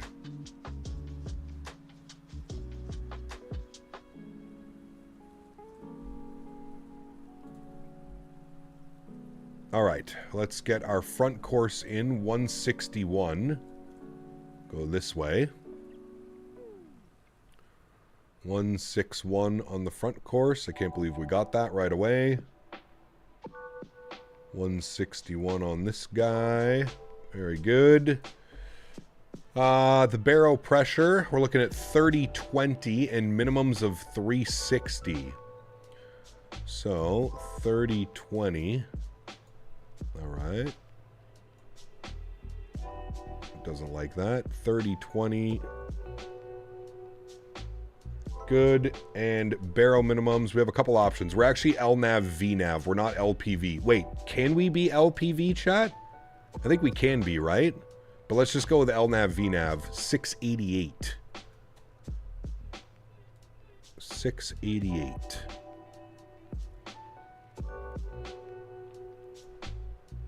Too much. 688. Perfect. What is LPV? That's the, I think it stands localizer path or something. It's when you arm approach in the airplane and it gives you like a, instead of it being a localizer and a glide slope, it gives you a glide path, I think is what it is. I may be wrong on that, but I'm pretty sure that's what it is. You can use it for some RNAV approaches.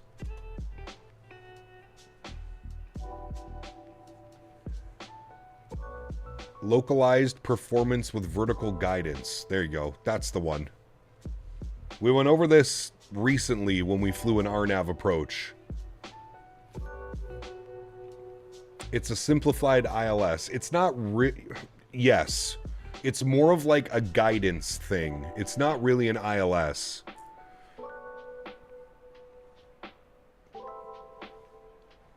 Think of it as like... I don't know which way to think of it. It's kind of like an ILS, but it's not as precise as an ILS, if that makes sense. It's like, you know how like an ILS and a glide slope, like it's bang on, you know, where it wants you to be. An LPV can be a little bit more kind of random. Non-precision, exactly. Thank you, Dave. Yes. Non-precision approach.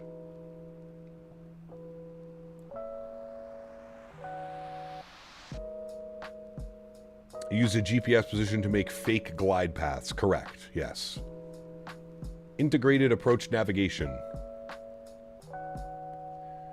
And I think the only thing you need to do is obviously have the runway set and then your front courses. And then I think we can use it. We'll try. We'll see if we can use it. I'm not quite sure how to get it to work in the Boeing. I think you just arm approach. And then you'll get it to pop up. Descending? Nice. Yes, we're through 28.5 now. And then what I'm going to do is I'm going to send us direct circ. I'm going to do that now. There we go. We're direct circ. We're just past landfall. Good. Yeah, I'm a big fan of this livery as well. I like it. I like it.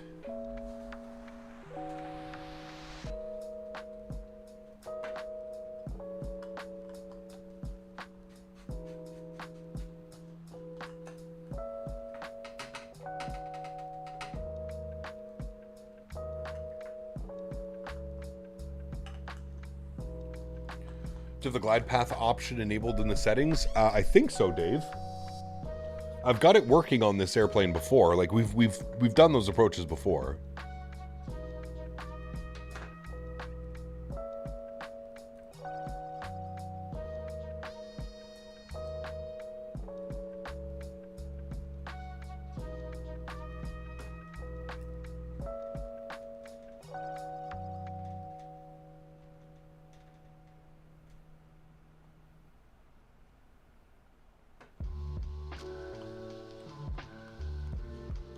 Arming approach on an RNAV will get you IAN integrated approach navigation with FAC and GP as your roll and pitch modes. Thank you, Shady. There we go. Getting some actual answers now. Very nice. Everybody is so helpful. I'm glad that you guys know much more than I do. Because then I just listen to you guys. Perfect. No issues today, Mr. Minnesota. Nope, we're smooth sailing.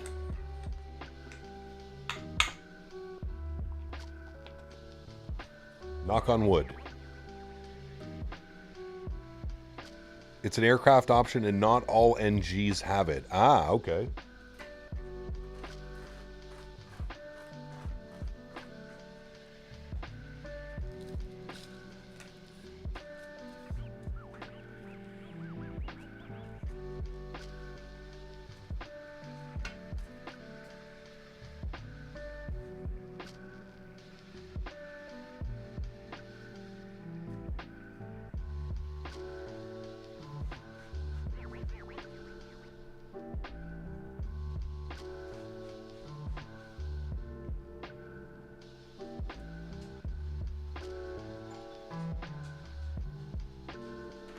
I heard you growl, Henry. Did you guys hear my doorbell? These are my latest auto FPS settings. They're in the Discord, Craig. Hashtag views and info, sir.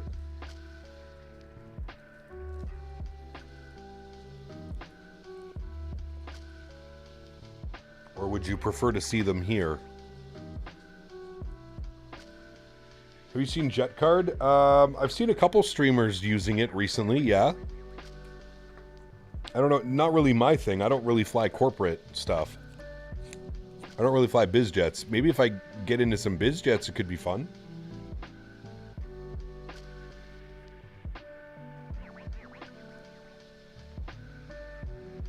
No, I don't think I've changed them. Craig, hold on, let me see. Let me pop it up. That's what it's currently at. I don't know if that should be the same in the Discord, right?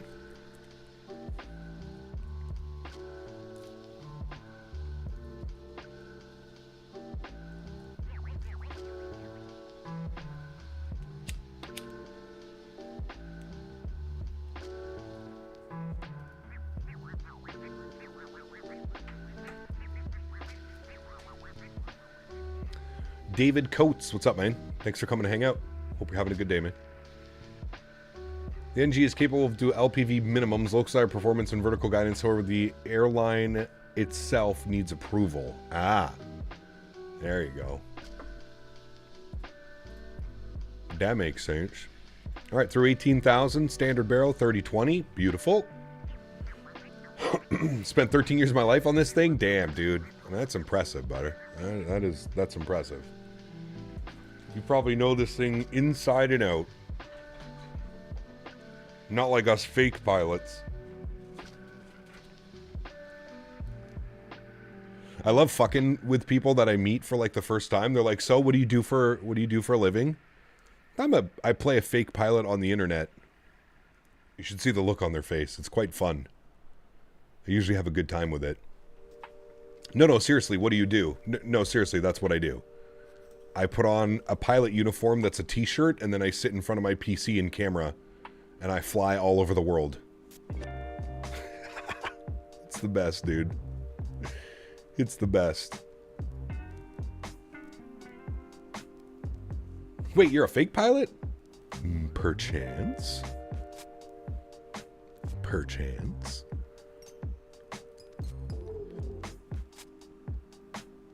Ooh, we are way high above the profile, chat. We got to get some speed brakes out.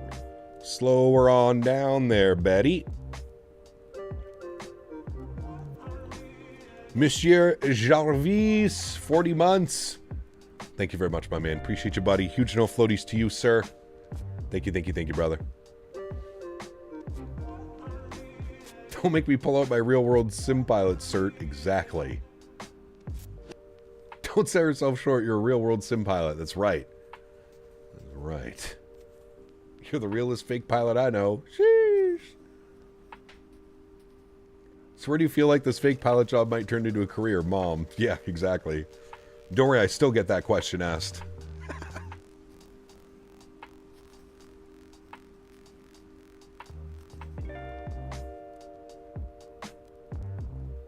You fly better than I do. My landings don't come out as nice. Wow, we're on the sim. Trust me, brother. You put me in the real world, I guarantee you these landings don't look nearly as nice as they do in the sim. I'm just fortunate enough that I'm sponsored by a company, so I get to use the same yoke, the same joystick, day in, day out. Honestly, with Flight Sim, I feel like half of it is just muscle memory. And I'm sure it's like that in real life as well. But it's okay, you can just replay. Exactly. Hold on, let me try that again. What do you tell the CRA you do? Self-employed sim pilot? Just self-employed. Self-employed YouTube. They don't need to know that I'm a virtual pilot. I'm sure they can look into it if they wanted to. How long have you admired aviation? Probably ever since I was a kid, man. My grandfather used to be huge into flight simming. And as long as I can remember, man, 5, 6, 7, 8 years old, used to go over to Grandpa's house. He was a huge techie. He used to love building computers and messing around with computers. And I would go over to his house. I had a great relationship with my grandparents when I was younger. And would go over to his house for hours, man. We would sit there and he would let me fly around on the little Logitech 3D Extreme Pro, or the little Logitech gamepad. That's actually where it started, the Logitech gamepad, the little controller thing. No, I was well before then. The first sim I ever spent my own money on was X-Plane 9, yes. That's when I was in university, in my early 20s. I bought X-Plane 9, and then I think like 2 or 3 months later, X-Plane 10 came out, and then I got X-Plane 10. Yeah.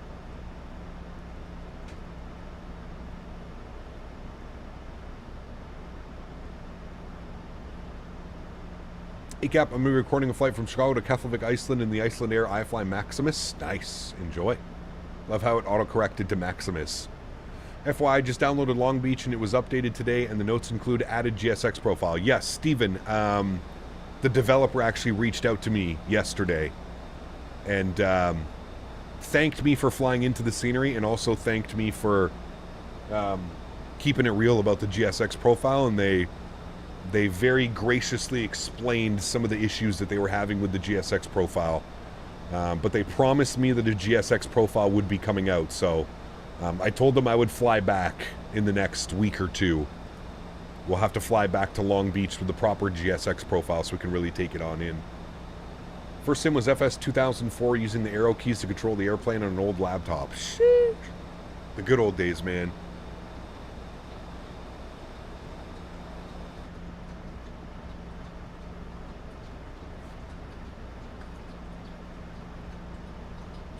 There you go, Tango.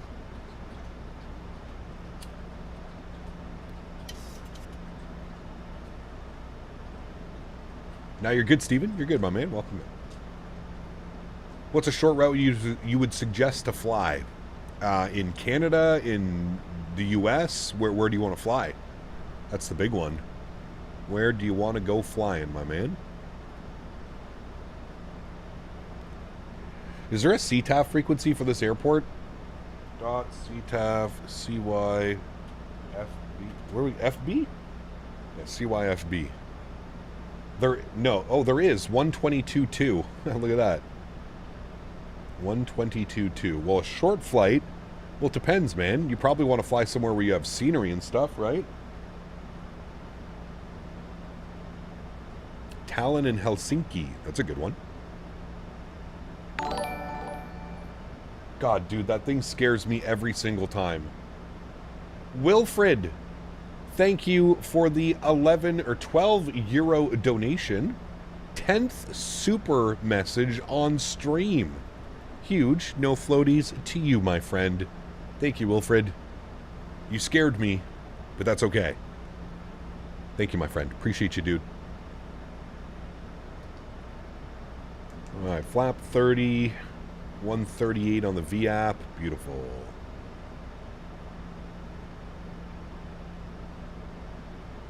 Stockholm to Copenhagen or Stockholm to Oslo. Those are good ones as well.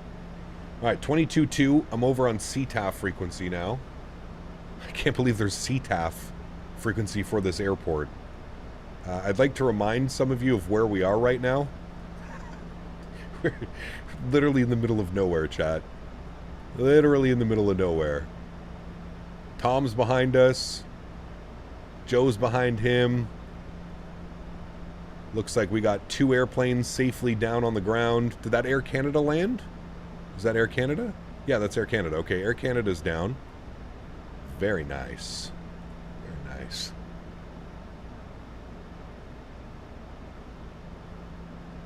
Cap, first to land with a negative 142. Now you're giving me some options here. All right, we got to beat. He says don't beat it, but we got to beat it. A 142. All right.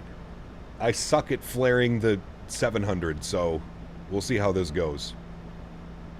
I'm literally going to fly it into the ground. All right, 210 on the speed is looking good. The airport is somewhere over yonder. We'll hopefully see it soon.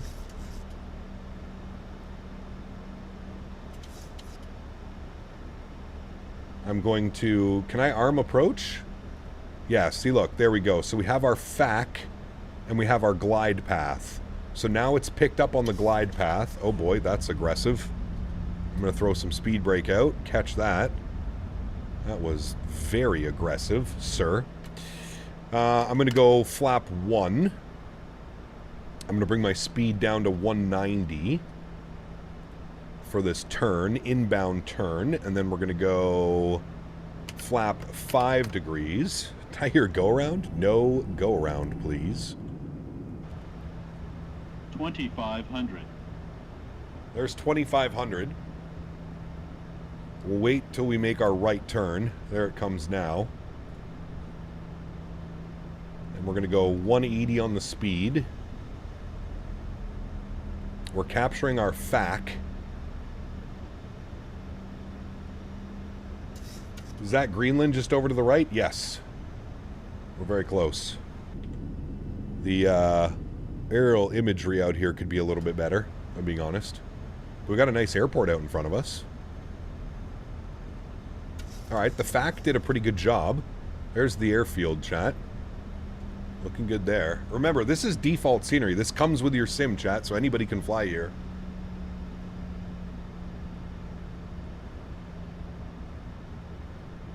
It was randomly one of the world updates. The Canadian world update, I think is what it was.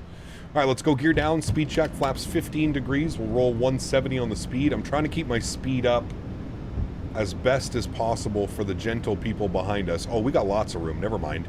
He's just getting a circ now. We're looking good. We're looking real good, chat. All right, well, let's get set up, and then we can hand fly it. Let's go 138. Let's go speed check, flaps 25 degrees. Right on that line of speed in this thing. We'll get those lights on. The rest of those lights are on. Start switches are good. Seatbelts are good. Beautiful. We're through 160 knots. We'll go speed check, flaps 30. I'll throw the control cam on. We'll get our sounds turned up again. Very good.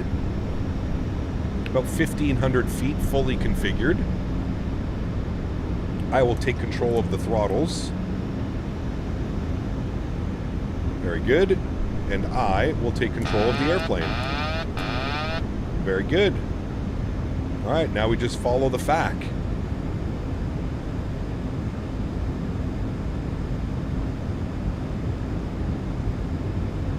X-plane ortho. Yeah, it's not very good, is it? We have to start the replay as well, chat. Most important things. We can watch that back. Recording. Good. And there we go. We're all ready to rock, friends.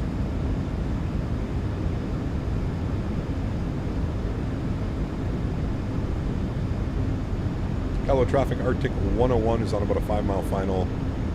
Runway 16. 1,000.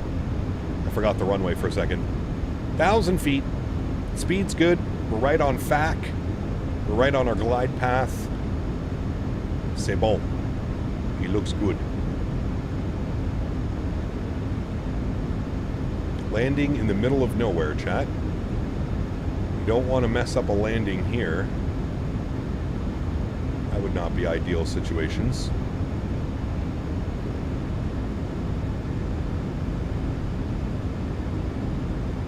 I love the pitch to power ratio in the 700 though. To me,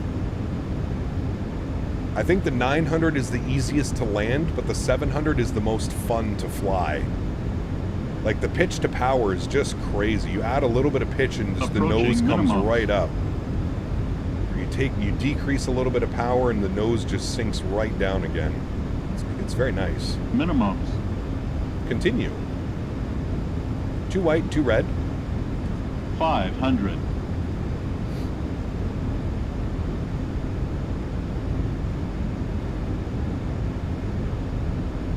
Very sporty. 400. Yes. Very sporty.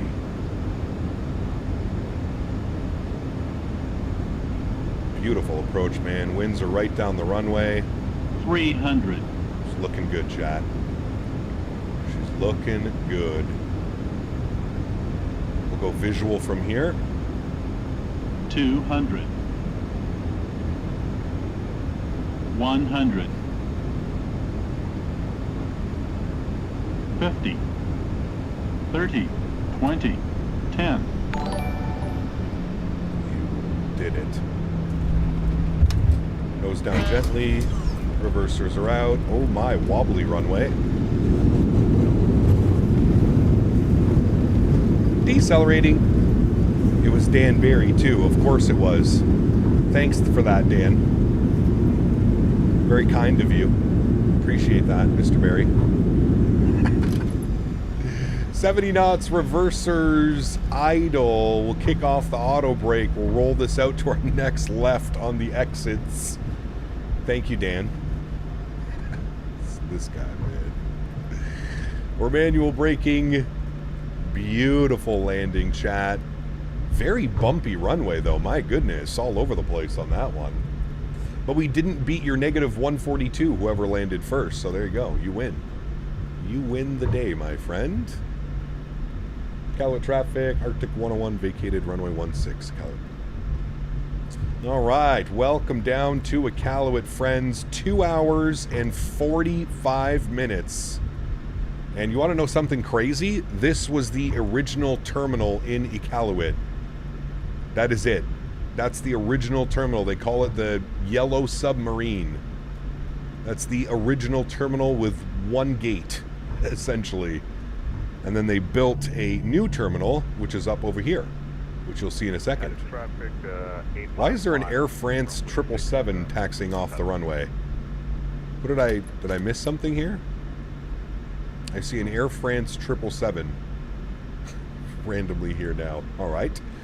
Landing lights are off, runway turnoffs off, taxi light can go on, APU can get spooled, start switches can go off, strobe lights can go off, wing lights can go off as well. Let's go ahead and clean up the ground spoilers and the flaps. Medical emergency, I guess.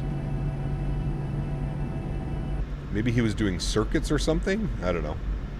It's a weird one. Parking stands. What is available, friends? We're gonna go... I don't even know, like, what spots are available. So we'll go here and go to GSX. And we'll select from map. And we'll go down here and we'll take this one and select no. And Air North, that's us. Steven, my man, welcome back to business class. Huge no floaties to you, Steven. Thank you for support, dude. Appreciate you, my man. Thank you, thank you, thank you. E-top emergency, maybe. Yeah. It's a sick call sign. Arctic, not as good as Chrono, though. Chrono's good. Arctic Empress is probably my favorite, though. Empress. Empress is a beauty call sign as well. Ooh, did you hit that exit way? No way. Tom's just showing off now. Tom's just showing off. Oh, no, you didn't hit it. Haha. Wait, did you hit it? He did hit it. Fuck. Tom's showing off. Moose won. It's a good one, too, dude. APU bleed, isolation valve, and generators are going online. How did you hit that exit? How did you hit golf? You're cheating, man. There's nobody in your airplane. Oh, I think this gate is taken. Hold on. I need to go to whatever this one is. 6. Sorry. Change facility. 6. This one. Select. Select. No. Air North. Good. Sorry, Tom. I'm moving. Getting out of your way.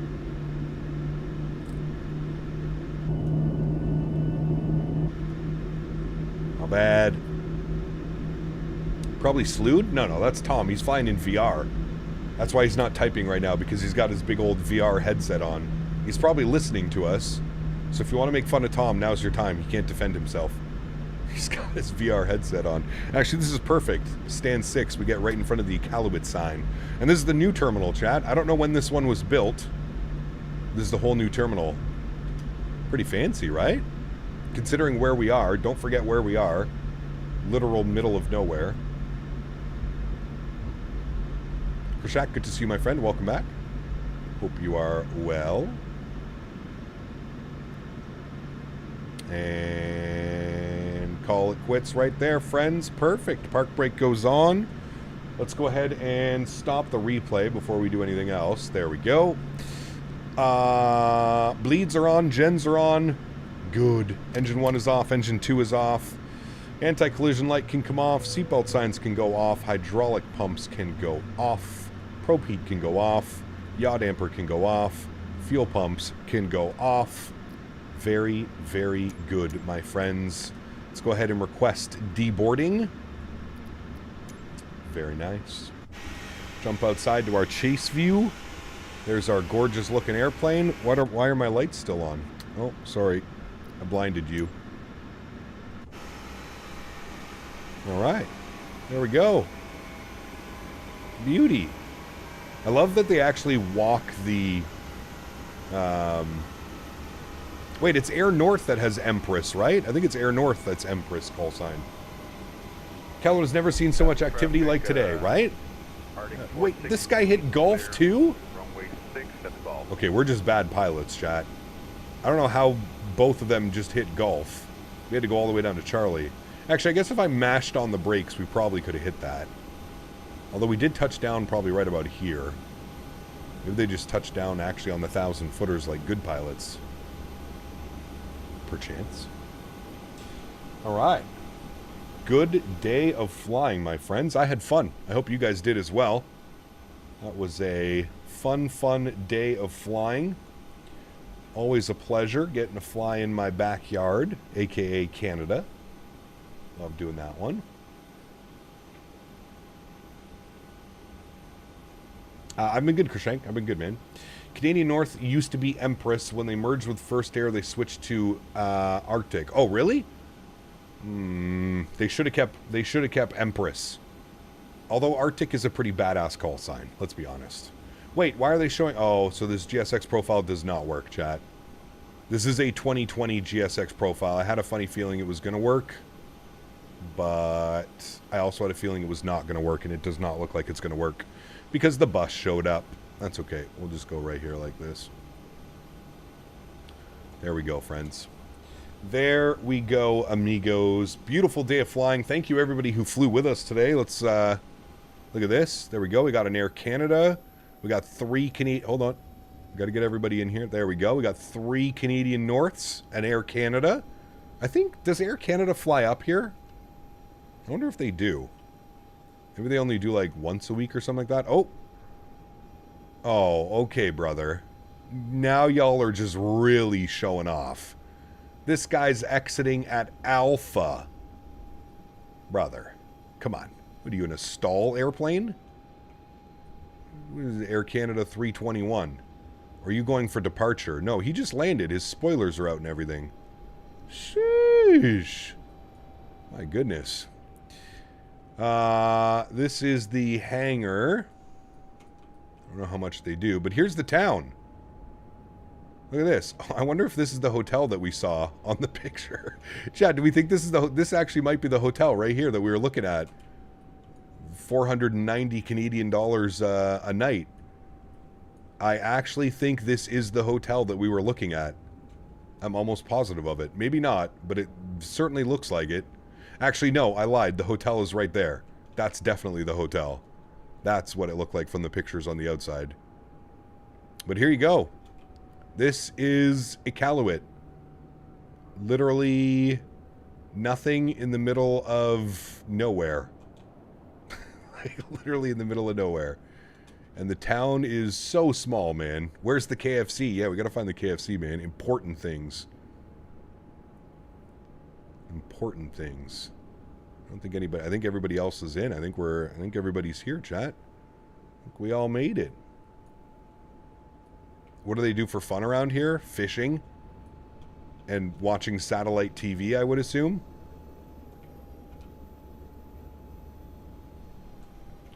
I think inside is all modeled as well. Well, as good as it is for Asobo scenery. Remember, completely default, Asobo scenery. Sucks that there's not an updated GSX profile for this for 2024, though. Chat, does anybody here know how to do GSX profiles? I feel like I need to find somebody that can do GSX profiles and give us GSX profiles for all these beautiful airports. Like, this would have been really cool to see all the passengers walking into the gate here using door number 2 or whatever. Be pretty cool. Mining, is there? Yeah. There's actually a pool up there. Where? Up there? Does it get warm enough for that? Starlink, yeah, I mean, I'm sure Starlink has probably saved their bacon up here for sure. Yeah, absolutely. All right, friends, let's go ahead and restart the Kutal script. Good, close you, thank you. Let's come down here. We're going to go to our ground operations. We're going to go and close all the doors. Very good. I'd like to learn how to make profiles one day. So would I. It seems very confusing and convoluted, though, Beaver, if I'm being honest with you. It seems very confusing. PMDG setup, panel state load. We want final. We'll execute that. Beautiful. Let's disconnect from you. Close you. Beautiful. Azrito, 46 months, my man, says just 2 more months till 4 years. Crazy, brother. Unbelievable, man. Thank you for 46 months, dude. Very soon to be 4 years as a premium economy member. Thank you, my man. Appreciate you, brother. Thank you, thank you, thank you. All right, let's get all of our lights turned on that we had for that. That is all good. Flaps are set. That's all good. That's all good. Beautiful. Turn that sound down a little bit because it's going to get loud. Let's go ahead and hit that button. Beautiful. We'll bring this forward. We'll watch from like about here. Should be good. Yes. Resume. Beautiful. Let's go here. Let's go here. Great. Let's have a little bit of a look-see at this one. I don't know what button I just pressed, but I just pressed something, then I think it killed my camera.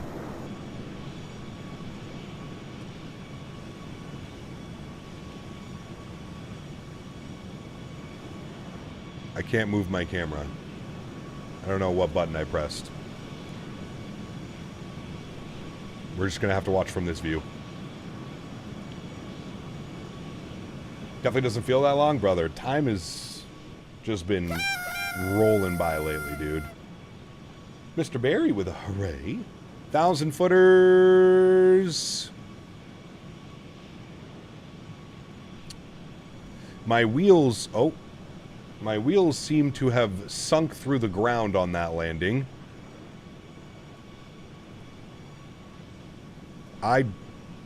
Wait. No. I don't know... I don't know what I did to the camera. Chat, does anybody know what I did with the camera? Too low, terrain. Too low, terrain. I think I found out what I did. Terrain. I was in slew mode. I would like to draw attention, please, to the landing. That looked much smoother than a negative 170 something, whatever the landing rate calculator gave us. I would like to point out this, please, here. Watch this landing, please. And tell me that this was not a supreme butter.